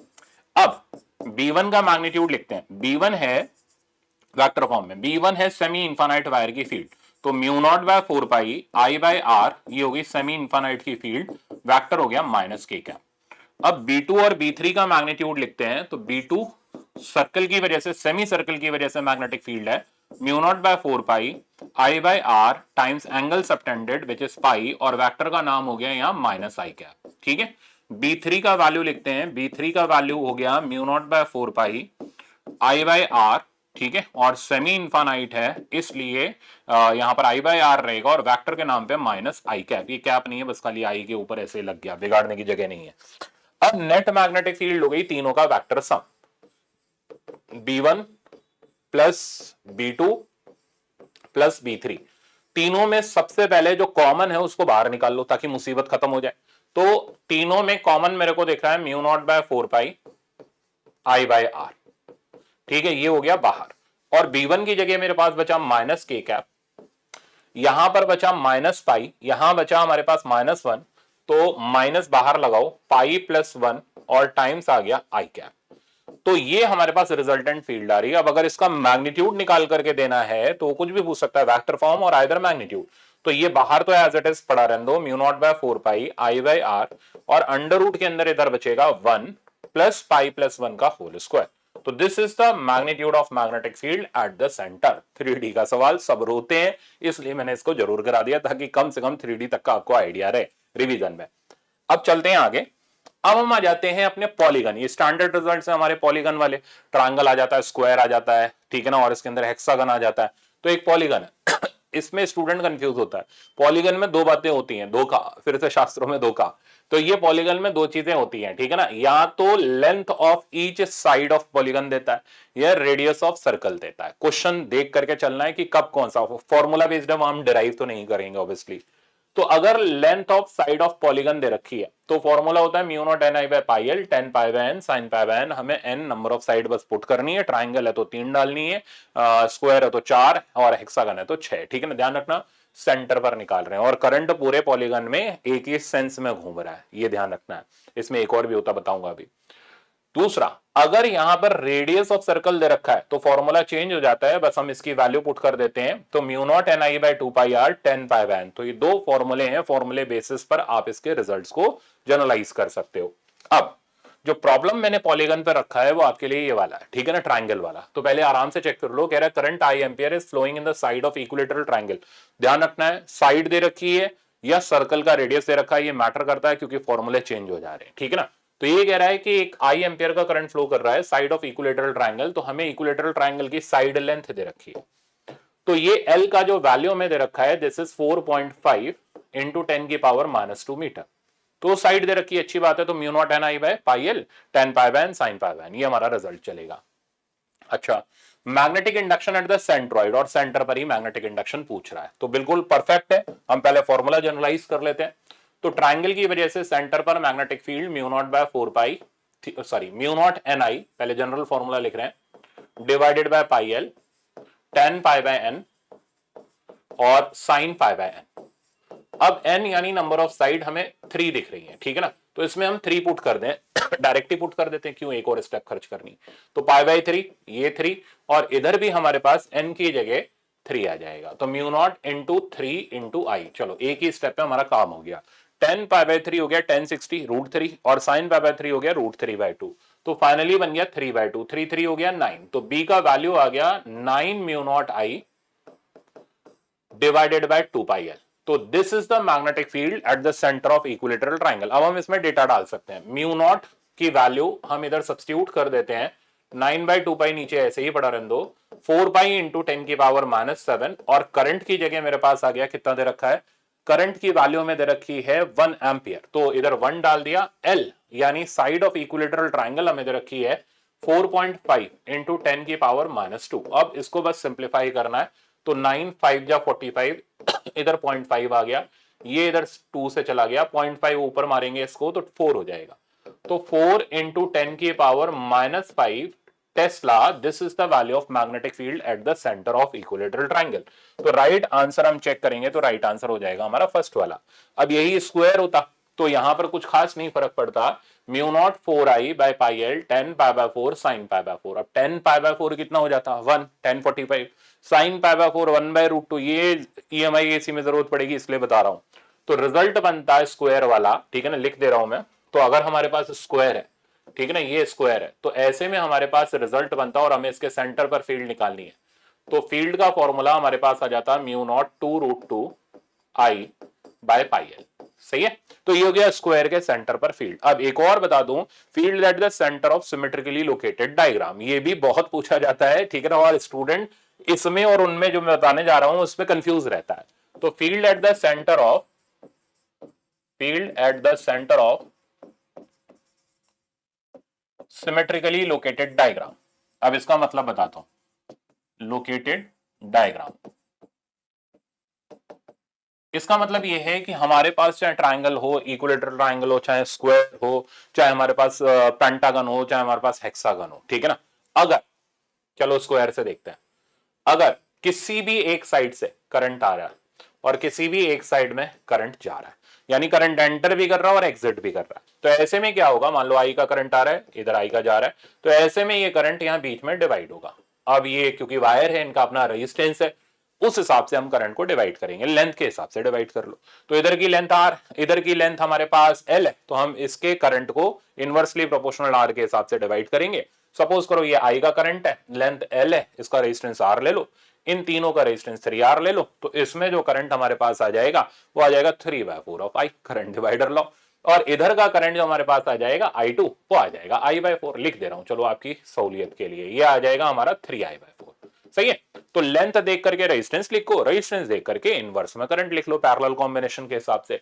अब आप देख रहे हो इन तीनों में करंट जा रहा है कम और इसमें करंट जा रहा है ज्यादा, इसकी वजह से यहां जो मैग्नेटिक फील्ड आएगी करंट के डायरेक्टली प्रोपोर्शनल होती है, तो वो हो जाएगी 3B/4, ऐसी रैंडम नाम दे दिया। इसकी वजह से B/4, इसकी वजह से B/4, इसकी वजह से B/4, टोटल मिल मिला करके 3B/4। अब मजे की बात है, इसकी फील्ड बाहर, इन तीनों की फील्ड अंदर, दोनों एक दूसरे को स्वाहा कैंसल आउट कर जाएंगी। तो centre of symmetrically located diagram पर अगर एक ब्रांच में करंट आ रहा हो, एक से जा रहा हो, कोई सी भी ब्रांच हो, कोई फर्क नहीं पड़ता, सेंटर पर नेट फील्ड 0 होगी। ये मैंने आपको पूरा डिटेल दे दिया। अब इसी तरह अगर हमारे पास ट्राइंगल हो और यहां से करंट आ रहा हो और कहीं से भी जा रहा हो, मान लो यहां से जा रहा हो, तो भी सेंटर पर फील्ड हमें 0 देखने को मिलेगी, क्योंकि बीच में रेजिस्टेंस के इनवर्स रेशियो के हिसाब से करंट डिस्ट्रीब्यूट हो जाएगा। अब मान लो ये यहां की जगह अगर मैं यहां कर लूं, तो भी ये मैग्नेटिक फील्ड 0 मिलेगी, what ever be the location of other point, net magnetic field 0 मिलेगी। इसका हम खूब यूज करते हैं।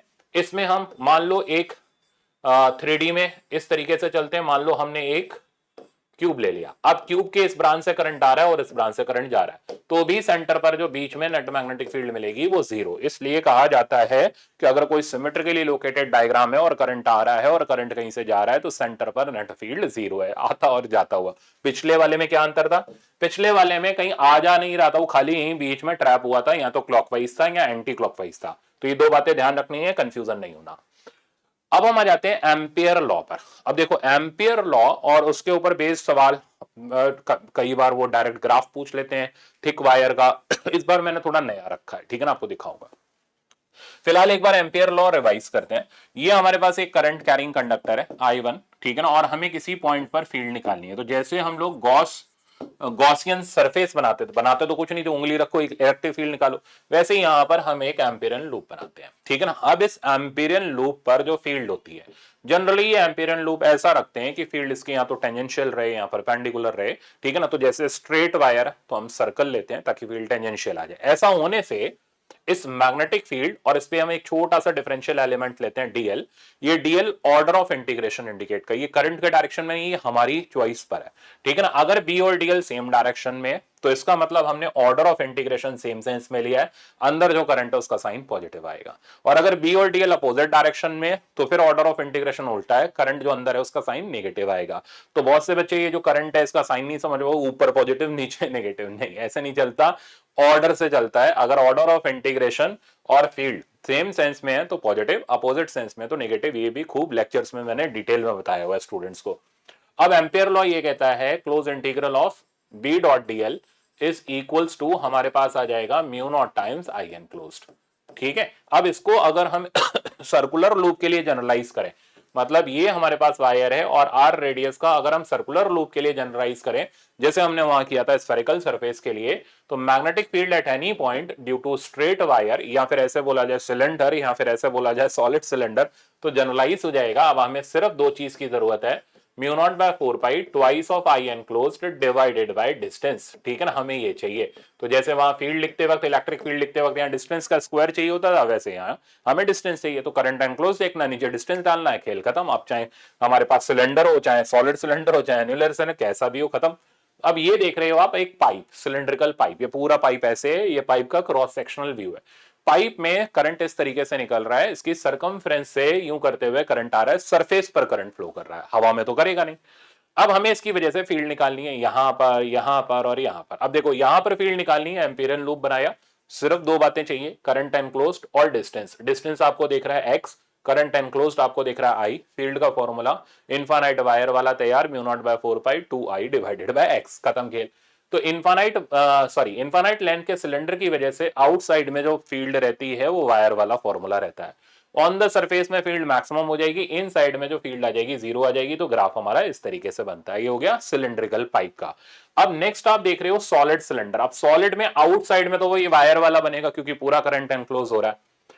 तो देखो वायर वाला, इनफाइनाइट लेंथ की वायर वाला, ऑन द सरफेस में भी कोई इशू नहीं है। इन साइड में करंट एनक्लोज्ड की वैल्यू में निकालनी पड़ती है, वो सरफेस डेंसिटी कंसेप्ट से निकालते हैं। तो इन साइड में जो फॉर्मूला आ जाता है उसको लिखने का सिंपल तरीका है B S R by R. ये मैं कई बार बताया, फिर बता रहा हूं। बी एस हो गया सरफेस पर फील्ड, स्मॉल आर हो गया उसका डिस्टेंस। ये सब करने कराने के बाद सिंपल रिजल्ट है। बहुत जबरदस्त सवाल है, भी दूंगा आपको। तो आउटसाइड में हो गया B S R by R, inside में हो गया B S R by R. और पहचानने का तरीका, आउटसाइड में inversely proportional to R, inside में डायरेक्टली प्रोपोर्शनल टू आर। तो ऐसे करके आर बाई आर में ये पहचानना हमारे लिए आसान हो जाता है कि कब कौन सा आर हमें सब्स्टिट्यूट करना है। जैसे अच्छा इसका ग्राफ, तो इन साइड में डायरेक्टली प्रोपोर्शनल टू आर है तो स्ट्रेट लाइन ग्राफ, आउटसाइड में इनवर्सली प्रोपोर्शनल टू आर है तो ये डिक्रीजिंग ग्राफ बनेगा। तो सॉलिड पाइप का ग्राफ हमारे सामने एक बार डायरेक्ट पूछ लिया गया था, और मेरे ख्याल से कोई अच्छा सवाल तो है नहीं, बकवास सवाल है, सबको पता होता है, सब टिक कर देते हैं इसको। नेक्स्ट आप देख रहे हो ये एक अल्टीमेट प्रॉब्लम है जो मैंने इस बार थोड़ा सा नया रखा है, एनर्जी डेंसिटी, ठीक है ना। एनर्जी डेंसिटी हम लोगों ने इलेक्ट्रिक फील्ड में पढ़ी थी, half epsilon not E square होती है। इसी तरीके से मैग्नेटिक एनर्जी डेंसिटी जो होती है, ठीक है ना, तो मैग्नेटिक एनर्जी डेंसिटी इसका जो रिजल्ट होता है वो होता है, ये सब हम लोग जो ईएम वेव आता है उसके अंदर जाकर के खूब देखते हैं, तो half mu not be square, ठीक है। तो ये होती है मैग्नेटिक एनर्जी डेंसिटी का फॉर्मूला। अब सवाल क्या कह रहा है, a long thick straight conductor, तो ये रहा लॉन्ग थिक, थिक मतलब अंदर से इसके अंदर कुछ ना कुछ एलिमेंट है, खाली नहीं है, थिकनेस इसकी दी हुई है हमें। Conductor of radius R carries current I uniformly distributed in its cross section area, तो ये पूरे के पूरे एरिया में आई का करंट डिस्ट्रीब्यूटेड है। तो हम इसको सॉलिड पाइप बोल सकते हैं, थिक पाइप बोल सकते हैं, और इसकी फील्ड हम ऑलरेडी जानते हैं, ठीक है ना। इसका रेडियस आर है, करंट इसमें आई है। ये कहता है ratio of energy density of magnetic field. तो मैंने सीधे मैग्नेटिक फील्ड नहीं पूछी, मैंने नया काम कर दिया, एनर्जी डेंसिटी का रेशियो पूछ लिया। बिल्कुल बताऊंगा, देखो कैसे। At a distance r/2 from surface inside, तो ये कह रहा है सरफेस से r/2, तो भाई सरफेस से नहीं, हमें सेंटर से डिस्टेंस चाहिए होता है, ये 1 पॉइंट। और सरफेस से r/2 बाहर, ये दूसरा पॉइंट। सही है, तो इनसाइड और आउटसाइड में हमें दो पॉइंट दे रखे हैं, दोनों सरफेस से दे रखे हैं, हमें सेंटर से चाहिए। तो यहां से इसका डिस्टेंस r1, ये इस पे तो कोई फर्क नहीं पड़ा, दिस इज r/2, बट इस पे जरूर फर्क पड़ गया r2 पर, दिस विल बी 3r/2। तो ध्यान रखना डिस्टेंस जो भी लेने हैं वो हमें सेंटर से लेने हैं। अब कहते हैं इनमें एनर्जी डेंसिटी का रेशियो बता दो, तो एक इनसाइड है एक आउटसाइड है, दोनों की फील्ड BS/R, ठीक है ना। तो बी इनसाइड लिखने का एक बार तरीका दे दूं, BS/R। अब इनसाइड में डायरेक्टली प्रोपोर्शनल टू आर, तो स्मॉल आर ऊपर कैपिटल आर नीचे, और इसका नाम मैं कर देता हूं R1, ठीक है ना। और बी आउटसाइड अगर मैं लिखूं तो BS/R। आपको दोनों ही एक जैसे ही है, तो इनवर्सली प्रोपोर्शनल टू आर, तो यहां आ जाएगा capital R by small R, इस आर को R2 डाल देता हूं। अब एनर्जी डेंसिटी जैसा मैंने बताया directly proportional to B square होती है, तो रेशियो लेंगे B1 square by B2 square, तो U1 बाय U2 का रेशियो चल गया B1 square by B2 square. अब B1 B2 के वैल्यू डाल दो इनसाइड और आउटसाइड वाले, तो BS तो कट लेगा, ठीक है ना। रिजल्ट हमारे पास आ जाएगा R1 square R2 square divided by R की पावर 4। अब बस हमें डेटा सब्स्टिट्यूट करना है ना, मजेदार टाइप का सवाल। तो R1 R2 और R के डेटा सब्स्टिट्यूट करने हैं। R1 की जगह आ गया R/2, तो this will become R square by 4। R2 की जगह आ गया बेटा हमारे पास 3R/2, तो ये बन जाएगा 9R स्क्वायर बाय 4 और डिवाइडेड बाय R की पावर 4, तो इनको तो कर दो कैंसिल, तो रिजल्ट आ गया 9/16। ये इसकी एनर्जी डेंसिटी का रेशियो है। राइट आंसर हमारे पास इस प्रॉब्लम का डी वाला है। तो मेरे ख्याल से आप आराम से समझ गए होंगे। नेक्स्ट हमारे पास आ जाता है सोलेनोइड और टोरॉइड और एक थिक शीट, ठीक है ना। सोलेनोइड और टोरॉइड में मैंने वो एनसीईआरटी वाला प्रॉब्लम रखा है ताकि आप उसको अच्छी तरीके से देख लो और आपके एग्जाम में, क्योंकि आते भी वैसे ही हैं तो आपके गलत नहीं होने चाहिए। अब सोलेनोइड, तो अगर एक लॉन्ग सोलेनोइड है फाइनाइट सोलेनोइड में क्या होता है, दोनों तरफ के जो एंगल्स होते हैं वो एंगल हम एक फिक्स वैल्यू के होते हैं, 60 30 समथिंग कुछ इस तरीके से। मतलब अगर एक शॉर्ट सोलेनोइड है तो उस सोलेनोइड की लेंथ और radius of cross section comparable होंगे, तो इसको बोलेंगे हम क्रॉस सेक्शन, और ये हो जाएगी लेंथ ऑफ सोलेनोइड। अब आर और एल कंपैरेबल होंगे, जैसे आर अगर हमें सेंटीमीटर में है तो एल भी सेंटीमीटर में है, मतलब थीटा की एक अच्छी खासी वैल्यू आएगी। और अगर यही लेंथ हम लंबी कर दें, लंबे मतलब कई किलोमीटर लंबा नहीं, एल को आर से बहुत बड़ा कर दें, जैसे आर कुछ मिलीमीटर में ले लो, ठीक है ना, और ये एल सेंटीमीटर में ले लो, तो ऐसे ही सोलेनोइड को हम बोलेंगे लॉन्ग सोलेनोइड। उनमें एंगल बहुत जरा जरा से हो जाएंगे, 0 डिग्री एक तरफ का, तो सेंटर से 0 डिग्री दूसरे तरफ का। तो लॉन्ग सोलेनोइड में एंगल सेंटर से 0 डिग्री हो जाते हैं, ठीक है ना। शॉर्ट सोलेनोइड में इन्हीं एंगल्स की वैल्यू आती है। तो किसी शॉर्ट सोलेनोइड के लिए जो मैग्नेटिक फील्ड का, और मैग्नेटिक फील्ड इसके एक्सिस पर इस तरीके से आप देख लो, पूरा क्लोज लूप बनाती हुई आ रही है। ये जहां से बाहर निकल रही है वो नॉर्थ पोल, जहां एंटर मार रही है वो साउथ पोल, ठीक है ना। ये फील्ड देख लो, और ये क्लोज लूप बनाती हुई इस तरीके से वापस से इसमें एंटर कर रही है। तो सोलेनोइड में अंदर एक्सिस पर भी फील्ड होती है, बाहर भी फील्ड होती है, यहां भी फील्ड होती है। जस्ट यहां पर देखेंगे ना तो जीरो होगी, यानी सोलेनोइड के जस्ट आउटसाइड में फील्ड जीरो मिलेगी, क्योंकि कोई भी सर्कल नहीं आ पाएगा। तो शब्द ध्यान रखना, ठीक है ना, इंपॉर्टेंट है। अब किसी फाइनाइट लेंथ की सोलेनोइड की वजह से सेंटर पर जो फील्ड होती है half mu naught N I, N होता है नंबर ऑफ टर्न्स पर यूनिट लेंथ, सबको पता है, cos θ1 प्लस cos θ2। अब अगर यही इनफाइनाइट लेंथ की कर दें, θ1 θ2 जीरो हो जाएंगे, सेंटर पर फील्ड आ जाएगी म्यू नॉट एन आई, और हमारी एंड पॉइंट पर ये फील्ड बन जाती है हाफ म्यू नॉट एन आई। तो direct result based, formula based हमारा प्रॉब्लम होता है। अब यही लॉन्ग सोलेनोइड को पकड़ के गोल घुमा दो, तो ये बन जाती है टोरॉइड। टोरॉइड में क्या खास बात है, इसमें जो मैग्नेटिक फील्ड रहती है वो सिर्फ और सिर्फ टोरॉइड की एक्सिस पर रहती है, ठीक है ना। और ये जो रेडियस देख रहे हैं आप, यहां से यहां तक, ये ब्लू डॉटेड लाइन का एक्सिस का, इसको बोलते हैं एवरेज सर्कमफ्रेंशियल रेडियस, ठीक है ना। तो अगर हमें इनर रेडियस दे रखा हो, जैसा अभी मिल जाएगा आपको, आउटर रेडियस दे रखा हो, तो हम ये R1 और R2 से अपने को मतलब नहीं है, हमें एवरेज सर्कमफ्रेंशियल रेडियस चाहिए, वो हो जाएगा R1 प्लस R2/2, समझ गए। फिर हम क्या करेंगे, बिल्कुल सेम फॉर्मूला, और ध्यान रखना मैग्नेटिक फील्ड सिर्फ इस एक्सिस पर होगी, अंदर होगी सोलेनोइड की एक्सिस पर। ये सोलेनोइड के कोर में इधर साइड पर मैग्नेटिक फील्ड जीरो होगी, और आउटसाइड में जो है वहां भी मैग्नेटिक फील्ड जीरो होगी। तो सोलेनोइड में मैग्नेटिक फील्ड सोलेनोइड की एक्सिस पर होती है, ठीक है ना, अंदर पाइप के जीरो होती है, बाहर पाइप के जीरो होती है। इस पे सवाल है, अभी दिखाऊंगा।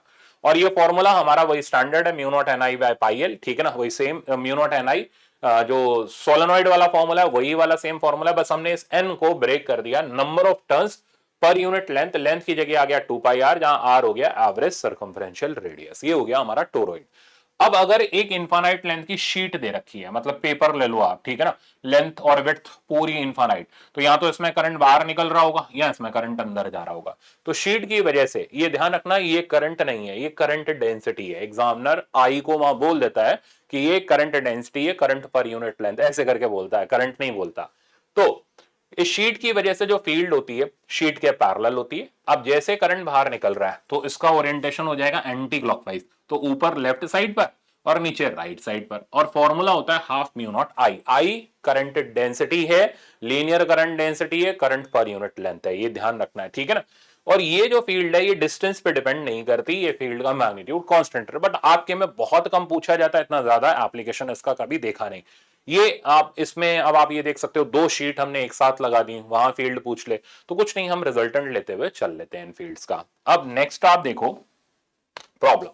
तो पहला प्रॉब्लम तो जो मैंने रखा है ये लॉन्ग सोलेनोइड का रखा है, ठीक है ना। ये प्रॉब्लम कह रहा है long solenoid has 200 turns per centimetre. तो नंबर ऑफ टर्न्स दे रखे हैं, स्मॉल एन दे रखा है 200 पर सेंटीमीटर, तुरंत मीटर में कन्वर्ट कर लो। नीचे 10 की पावर -2 तो ऊपर आ जाएगा 100 पर मीटर, ये हो गया turns per metre. Carries current आई, तो इस सोलेनोइड में करंट जो चल रहा है I1, इसका वैल्यू आई है, ये इसके नंबर ऑफ टर्न्स हो गए। Magnetic field at its centre, तो हमें सब कुछ दे रखा है भाई, सेंटर पर फील्ड दे रखी है 6.28 इंटू 10 की पावर -2 वेबर पर मीटर स्क्वायर, ठीक है।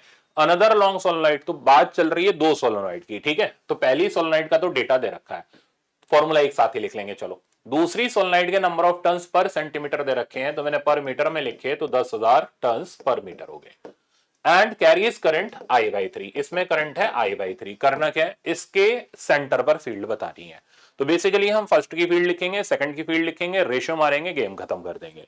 तो फर्स्ट वाले के सेंटर पर फील्ड हो गई mu naught N1 I1, second वाले के सेंटर पर फील्ड हो गई म्यू नॉट N2 I2। अब देखो यहां पर मजे की बात है, रेशियो लेने पर चाहे फिर वो पर सेंटीमीटर में होते पर मीटर में होते कोई फर्क नहीं पड़ता, यूनिट सेम होने पर वो कैंसिल आउट हो जाता, तो हमें कन्वर्जन की भी जरूरत नहीं है।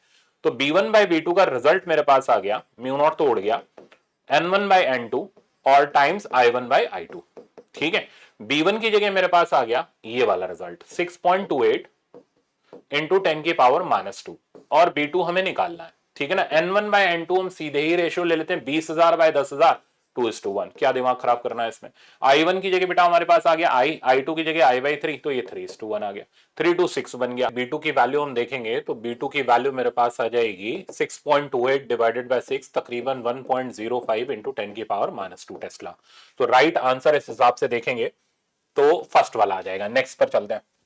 अब देखो ये टोरॉइड का एनसीईआरटी का प्रॉब्लम है। पहले पहले प्रॉब्लम के ऑप्शन देखते हैं, कहता outside the toroid magnetic field बताओ, तो अभी जस्ट बताया मैंने, तो फर्स्ट वाला ये रिजल्ट का आंसर 0 हो गया। और देखो inside the core of toroid, तो हम फॉर्मूला लगा के निकाल लेंगे। In the empty space surrounded by the toroid, तो इसमें भी फील्ड हमारे पास कितनी आ गई, 0 आ गई। तो जो भी एम्प्टी स्पेस है बाहर की तरफ या अंदर की तरफ, उन सब जगह पर हमारे पास फील्ड 0 होगी। तो जो फील्ड मिलेगी वो मिलेगी सिर्फ और सिर्फ कोर ऑफ द टोरॉइड और उसकी एक्सिस पर। अब दे क्या क्या रखा है, कह रहा है toroid has a core non ferromagnetic of inner radius इतना एंड आउटर रेडियस, तो एवरेज रेडियस ले लेते हैं 25 + 26 डिवाइडेड बाय 2, तो ये आ जाएगा 51/2 सेंटीमीटर, तकरीबन 50 ले लो, कोई खास फर्क तो पड़ना नहीं। नंबर ऑफ टर्न्स हमें दे रखे हैं 3500, ठीक है। एंड करंट कितना चल रहा है इसके अंदर वो हमें देखना पड़ेगा, करंट दे रखा है 11 एम्पियर। तो आई थिंक अब बहुत आसान है इस बी पार्ट का आंसर निकालना। तो मैग्नेटिक फील्ड जो टोरॉइड की एवरेज सर्कमफ्रेंशियल रेडियस के ऊपर होगी, that will B mu naught Ni divided by 2πr।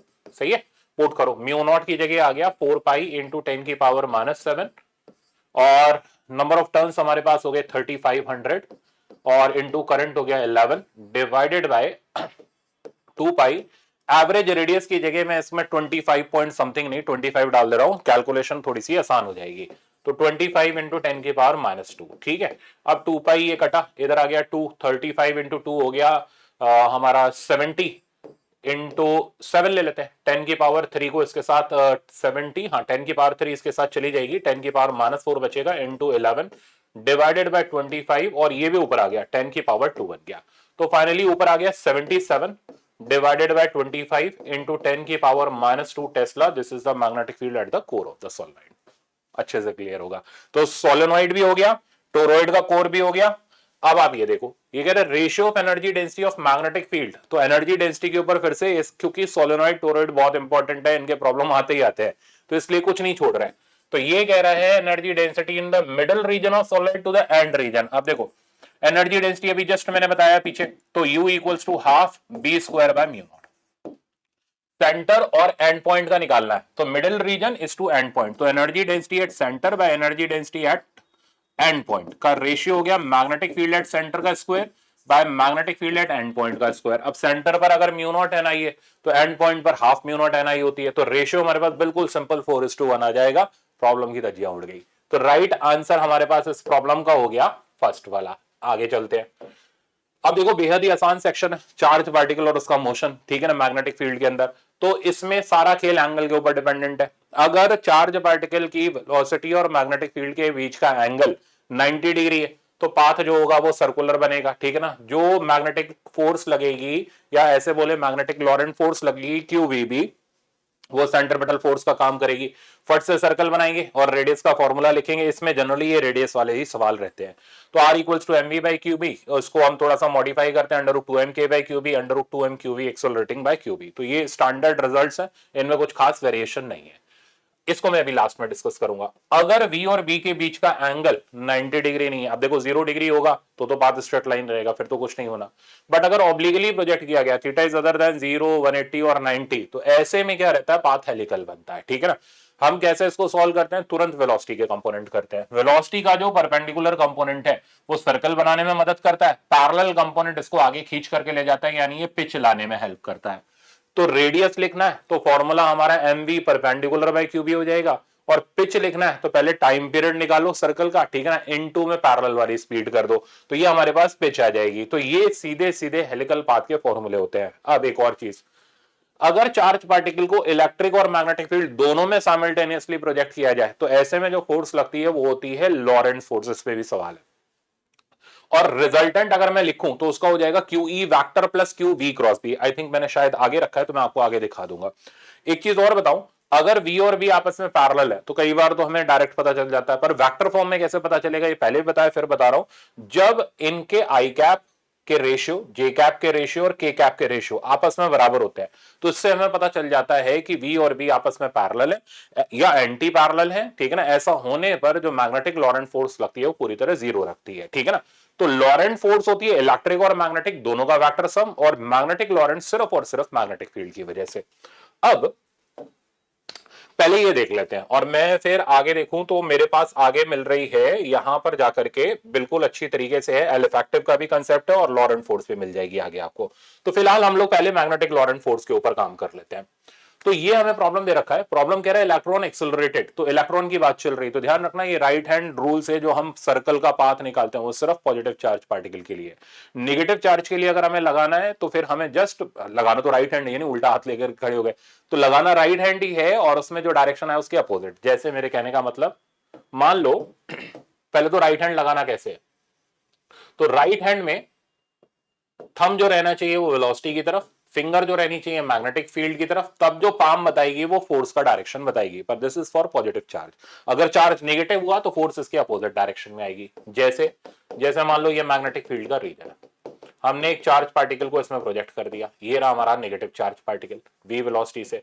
अब राइट हैंड लेते हैं, फील्ड की तरफ हमारी फिंगर चलेगी, थंब हमारा वेलोसिटी की तरफ चला गया, फोर्स आ रही है ऊपर, बट जैसा हम देख रहे हैं चार्ज पार्टिकल नीचे है तो फोर्स आएगी नीचे। अब हम नीचे जिस डायरेक्शन में फोर्स आएगी वहां सेंटर लेते हुए सर्कल इसका बना देंगे। तो ये तरीका होता है सर्कुलर पाथ को ड्रॉ करने का, ठीक है ना। अब सवाल देखते हैं, कह रहा है electron accelerated bye potential difference V enters in a uniform magnetic flux density at right angle. ये शब्द सुनना जरूरी है। V और V के बीच का एंगल 90 डिग्री होना चाहिए तभी सर्कुलर पाथ बनेगा, नहीं तो हो सकता है कि स्ट्रेट लाइन हो या फिर हो सकता है हेलिकल हो। Okay, they describe the circular path of radius r if now v is doubled and b is also double। तो बेसिकली फॉर्मूला बेस्ड है, तो अगर हम एक्सेलरेटिंग पोटेंशियल के टर्म में लिखे तो फॉर्मूला बन जाएगा √2mqv बाई qb। अब चेक करो, मैंने जानबूझ के इसको नहीं उड़ाया, ये एक पैटर्न बन रहा है पूरा का पूरा, बाद में उड़ा देंगे। ये चाह रहा है कि हम v को भी डबल करें, b को भी डबल करें, तो ऐसा करने से रेडियस जो आ जाएगा that will be proportional to √2v by 2b। सही है। तो अब अगर हम इसको लिखें तो that means r is equals to √2/2 times r हो जाएगा, यानी r डैश की वैल्यू हो जाएगी r/√2। तो रेडियस इस नए सिचुएशन में जब पोटेंशियल डबल करें और फील्ड भी डबल करें तो r डिवाइडेड बाय √2 आ रहा है। इस हिसाब से देखें तो फॉर्मूला बेस्ड हमारा ये सेक्शन हो गया, सिंपल सा सेक्शन था। नेक्स्ट चलते हैं। नेक्स्ट आप देख रहे हो एक और प्रॉब्लम। अब ये देखो क्या कह रहा है, ये beam of protons enters a uniform magnetic field of 0.3 Tesla with velocity this much in a direction making 60 degree with the direction of magnetic field। तो पता चल गया कि B और B के बीच का एंगल 90 नहीं है, 0 नहीं है, ऑब्लिक है, 60 डिग्री है, पाथ हेलिकल बनेगा। मैं बना के दिखाता हूं, कई बच्चों को नहीं आता ये हेलिकल पाथ। तो ये चार्ज हो गया, ये वेलोसिटी हो गई, ये मैग्नेटिक फील्ड हो गई, सही है, और ये एंगल हो गया अपना, कितना दे रखा है हमें, 60 डिग्री। सबसे पहला काम वेलोसिटी के कंपोनेंट। तो वेलोसिटी का इधर साइड जो कंपोनेंट आ गया वो आ गया v cos 60, तो डायरेक्ट लिखो v/2 magnetic field v। Velocity का इधर कंपोनेंट आ गया v sin 60 डिग्री √3 v/2। अब भूल जाओ पैरेलल कंपोनेंट, इसकी वजह से राइट हैंड चलाओ और फोर्स आ रही है बाहर की तरफ, तो ये हो गया सेंटर, एज ए सर्कल बनेगा, ठीक है ना, और पैरेलल डायरेक्शन में इसको खींच दो, बन गया हेलिक्स। तो इस तरीके से करते हुए ये यूं करके भागेगा और ये इसका हेलिकल पाथ बन जाएगा। तो पैरेलल कंपोनेंट जो है वो ये पैरेलल फील्ड के पैरेलल डायरेक्शन में ड्रैग करने के लिए सर्कल को रिस्पॉन्सिबल होता है। पूछा क्या है, कह रहा पिच ऑफ द हेलिक्स, यानी ये बताओ। तो पिच हो गई पैरेलल वाली स्पीड इनटू टाइम पीरियड। तो पैरेलल वाली स्पीड हो गई अब कितनी है, v/2, और टाइम पीरियड स्पीड पे डिपेंड नहीं करता, 2πm/qb। अब बस डेटा पुट कर देते हैं। तो v की वैल्यू हमें क्वेश्चन में दे रखी है 4 × 10⁵ divided by 2 into 2 pi. Mass proton का हम जानते हैं 1.6 इंटू 10⁻⁻27, चार्ज भी 1.6 इंटू 10⁻⁻19, मैग्नेटिक फील्ड 0.3 टेस्ला। तो अब इसको अगर हम सिंप्लीफाई करें, ये इधर से चला गया, 2 इधर से चला गया, रिजल्ट बचा 4 इंटू पाई इंटू 10 की पावर, ये हो गया 7 और 5 12 -22, यानी -3 आ गया, ठीक है ना, डिवाइडेड बाय मेरे पास नीचे बचा 0.3। तो इसको भी उड़ा दें तो ये 10 की पावर -2 बचेगा, तो 4π/3 इंटू 10 की power -2 metre, this is the value of pitch of the helix. अब आंसर हमें पूरा डेसिमल में निकाल के देना है, कर लेते हैं। देखो पाई को 3.1 डाल देते हैं, तो ये बन जाएगा हमारा 12.4। तो 12.4, या फिर आप इसको पाई को इससे डिवाइड मार लो, तो 4 इंटू ये तकरीबन 3.142 को हम डिवाइड मारेंगे 1.03 इंटू 10 की पावर -2, तो ये आ जाएगा 4.4 1 पॉइंट इंटू 10 की पावर -2, तो तकरीबन 0.04 मीटर के आसपास आंसर आना चाहिए। तो 0.04 मीटर के आसपास देखें तो हमारा राइट आंसर बन रहा है थर्ड वाला। मैंने फिर भी अप्रोक्सीमेशन से किया, एग्जैक्ट करोगे तो इतना आ जाएगा।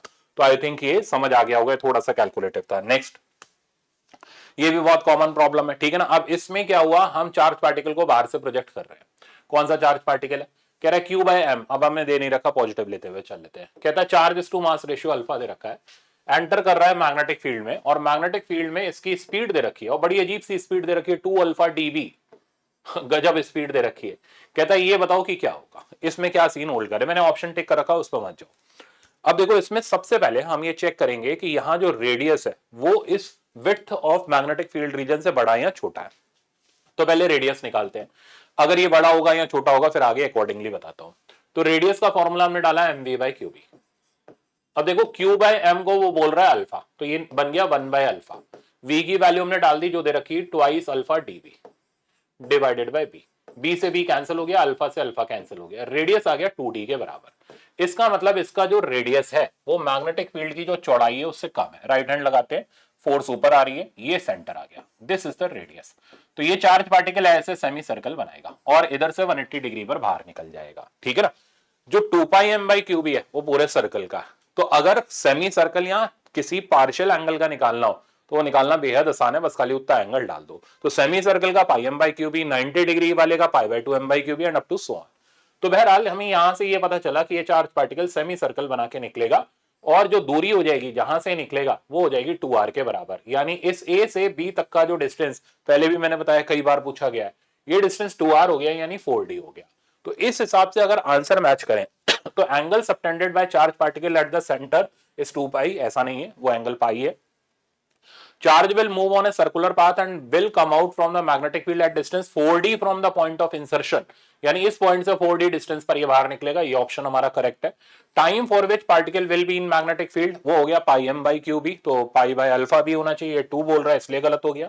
The charge particle will subtend an angle of 90 degree, ये भी गलत हो गया, 180 डिग्री का एंगल सबटेंड कर रहा है। अब दूसरी चीज, अगर यही विड्थ, ठीक है ना, मान, क्योंकि क्वेश्चन तो कैसे भी चेंज कर सकते हैं, मान लो इस स्पीड को अगर मैं कर दूं, लेट्स से दैट इसको मैंने बना दिया 6 अल्फा डीबी, मॉडिफाई कर दिया मैंने इसको, ठीक है ना, तो केस नंबर सेकंड ये मेरी तरफ से, अगर स्पीड मैंने कर दी 6 अल्फा डीबी, अब क्या होगा, तुरंत हमने रेडियस निकाला, 6d आ गया। तो आप देख रहे हो radius is greater than width of magnetic field region. ऐसे सिचुएशन में क्या होता है, चार्ज पार्टिकल जो यहां एंटर करता है वो पूरा सर्कल नहीं कंप्लीट कर पाता, इस तरीके से बाहर निकलता है, ठीक है ना, और कुछ एंगल सेंटर पर सबटेंड करता है।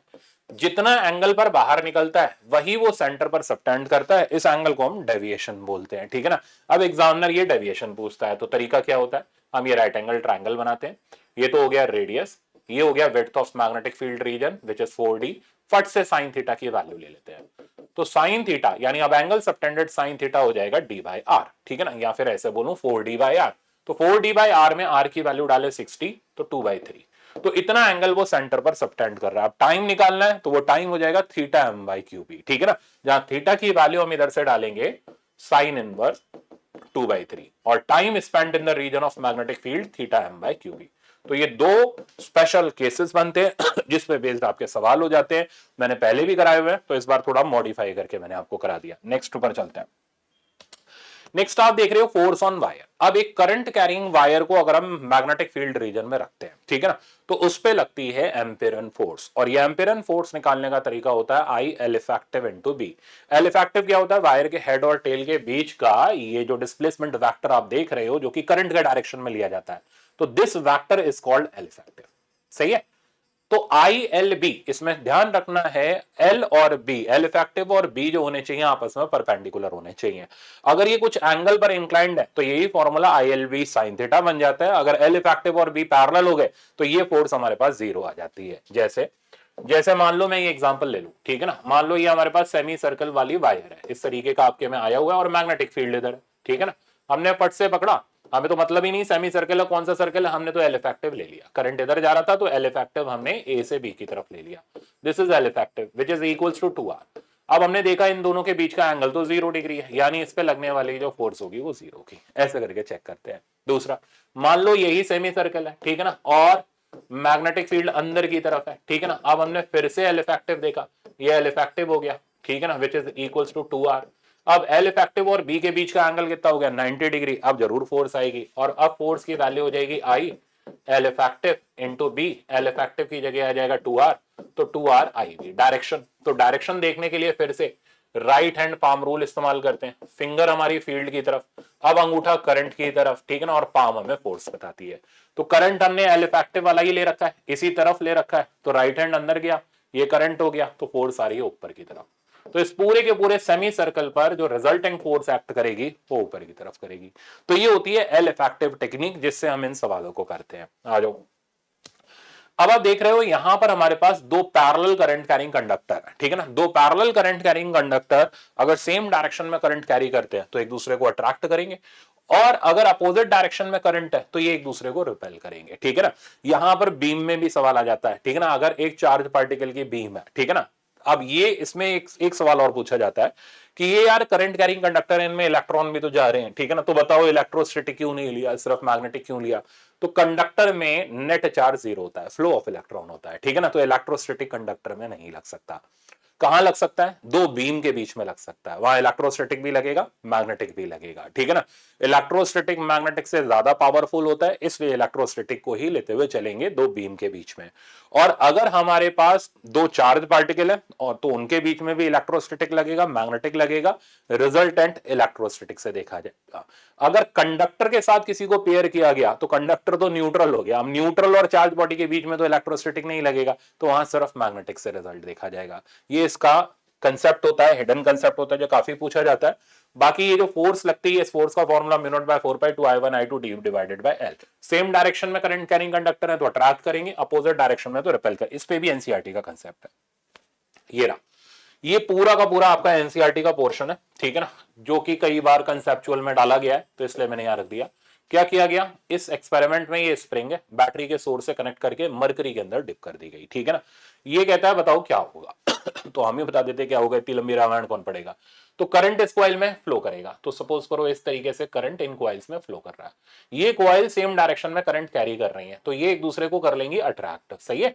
अब जैसे ही अट्रैक्ट करेंगी तुरंत ये स्प्रिंग कंप्रेस हो जाएगी, कंप्रेस होते ही इसका ये हिस्सा जो लिक्विड है उससे बाहर चला जाएगा, लिक्विड से बाहर जाते ही ये जो लूप है वो इनकम्प्लीट हो जाएगा, ठीक है ना, यानी करंट की वैल्यू 0 हो जाएगी, तो फट से वापस से खुलेगी स्प्रिंग, ठीक है ना, नेचुरल पोजीशन में आएगी, फिर इसके अंदर इंसर्ट होगी, फिर इसके अंदर इंसर्ट होगी, तो दोबारा से कंप्रेस होना शुरू हो जाएगी। तो आप देखोगे कि ये स्प्रिंग जो है अपनी जगह पर यूं करके ऑसिलेट करना स्टार्ट कर दी है, तो यही यहां पर इसने बताया है। तो let the tip be adjusted so that it touches the mercury surface, switch on the constant current supply and watch the fascinating outcome, the spring shrinks with a jerk, the tip comes out of the mercury, the circuit is broken, the current is stopped, spring relaxes and tries to come back to original position, tip again touches the mercury establishing a current in the circuit and cycle continues tick tick tick tick ठीक है ना। तो मेरे ख्याल से समझ आ गया होगा अच्छी तरीके से।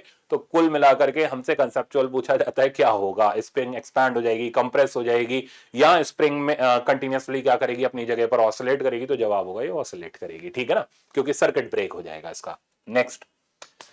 नेक्स्ट आप देख रहे हो ये प्रॉब्लम भी आपका एनसीईआरटी का है, और ये अपना वायर के ऊपर ही बेस्ड है, इसको कई तरीके से मॉडिफाई किया गया है कई बुक्स के अंदर, बहरहाल मैंने आपको ओरिजिनल प्रॉब्लम रख के दिया है।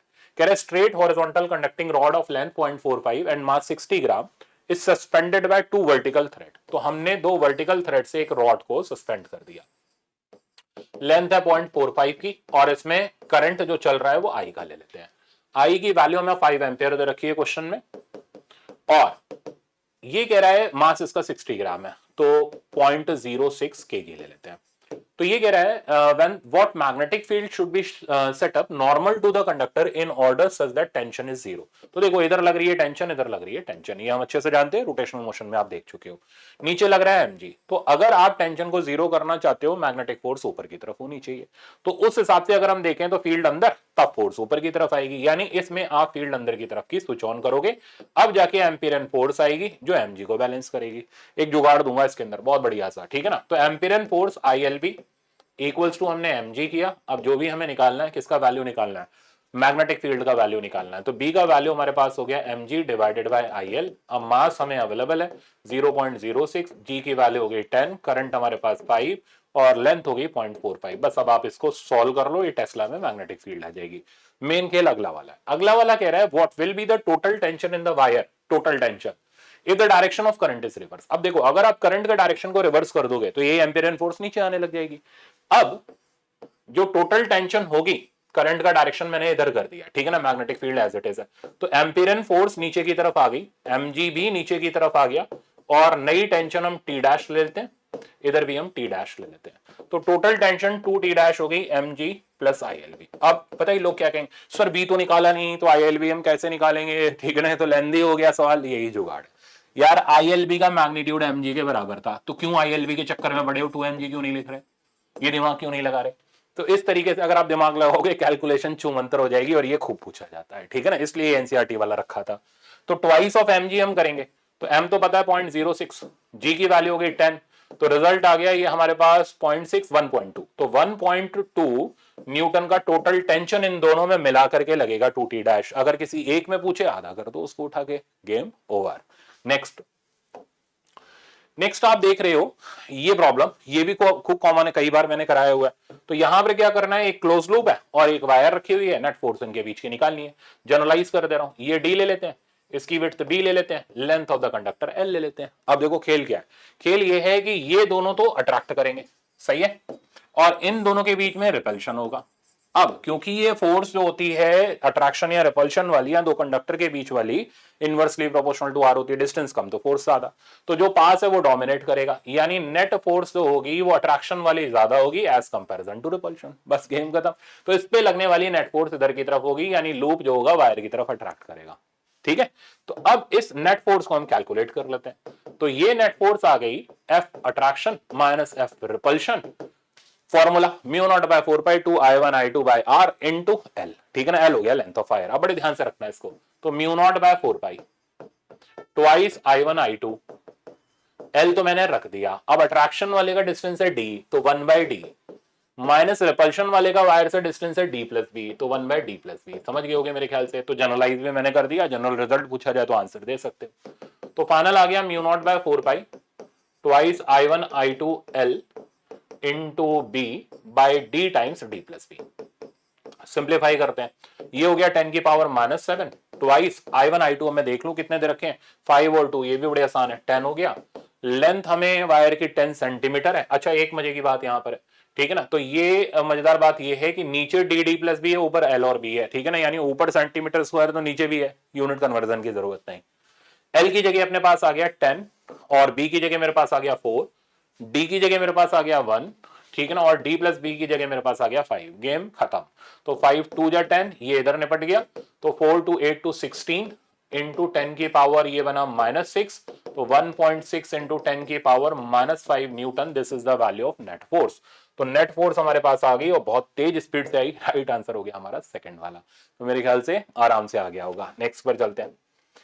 नेक्स्ट आप दे रहे, हाँ ये लॉरेंट फोर्स में वहां ढूंढ रहा था कहां रखी है, तो लास्ट में लॉरेंट फोर्स। तो जब किसी चार्ज पार्टिकल को इलेक्ट्रिक और मैग्नेटिक फील्ड रीजन में साइमल्टेनियसली प्रोजेक्ट करते हैं, ठीक है ना, तो उस पे लगती है दोनों का वेक्टर सम वाली फोर्स, जिसको हम बोलते हैं लॉरेंट फोर्स। अब बहुत ध्यान से इसके दो स्पेशल केसेस, तीनों अगर पैरेलल है, ई वी बी तीनों पैरेलल है, तो ऐसे सिचुएशन में मैग्नेटिक फोर्स तो जीरो हो जाएगी, सिर्फ इलेक्ट्रिक फील्ड की फोर्स लगेगी जो इसको एक्सेलरेट कराते हुए ले जाएगी। तो इसका पाथ पूछा जाता है, वो हो जाएगा स्ट्रेट लाइन, क्योंकि वी और ए पैरेलल है, पहले भी बता चुका हूं। पाथ कैसे डिसाइड करते हैं, वी और ए से, वी और ए पैरेलल है तो पाथ हो जाएगा स्ट्रेट लाइन, और एक्सेलरेट करता हुआ जाएगा, इसलिए वेलोसिटी कांस्टेंट नहीं होगी। तो path straight line and speed जो होगी इसकी वैरी करेगी, क्योंकि एक्सेलरेटेड मोशन होगा। दूसरा, अगर ये नेट फोर्स जीरो हो जाए, अब जीरो कब होगी, जीरो करने के लिए हमने उठा के जीरो डाल दिया, यानी इलेक्ट्रिक और मैग्नेटिक एक दूसरे को कैंसिल आउट कर जाए।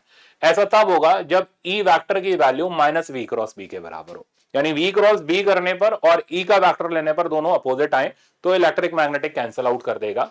जैसे ही एक दूसरे को कैंसिल आउट करेगा, एक्सेलरेशन जीरो हो जाएगा।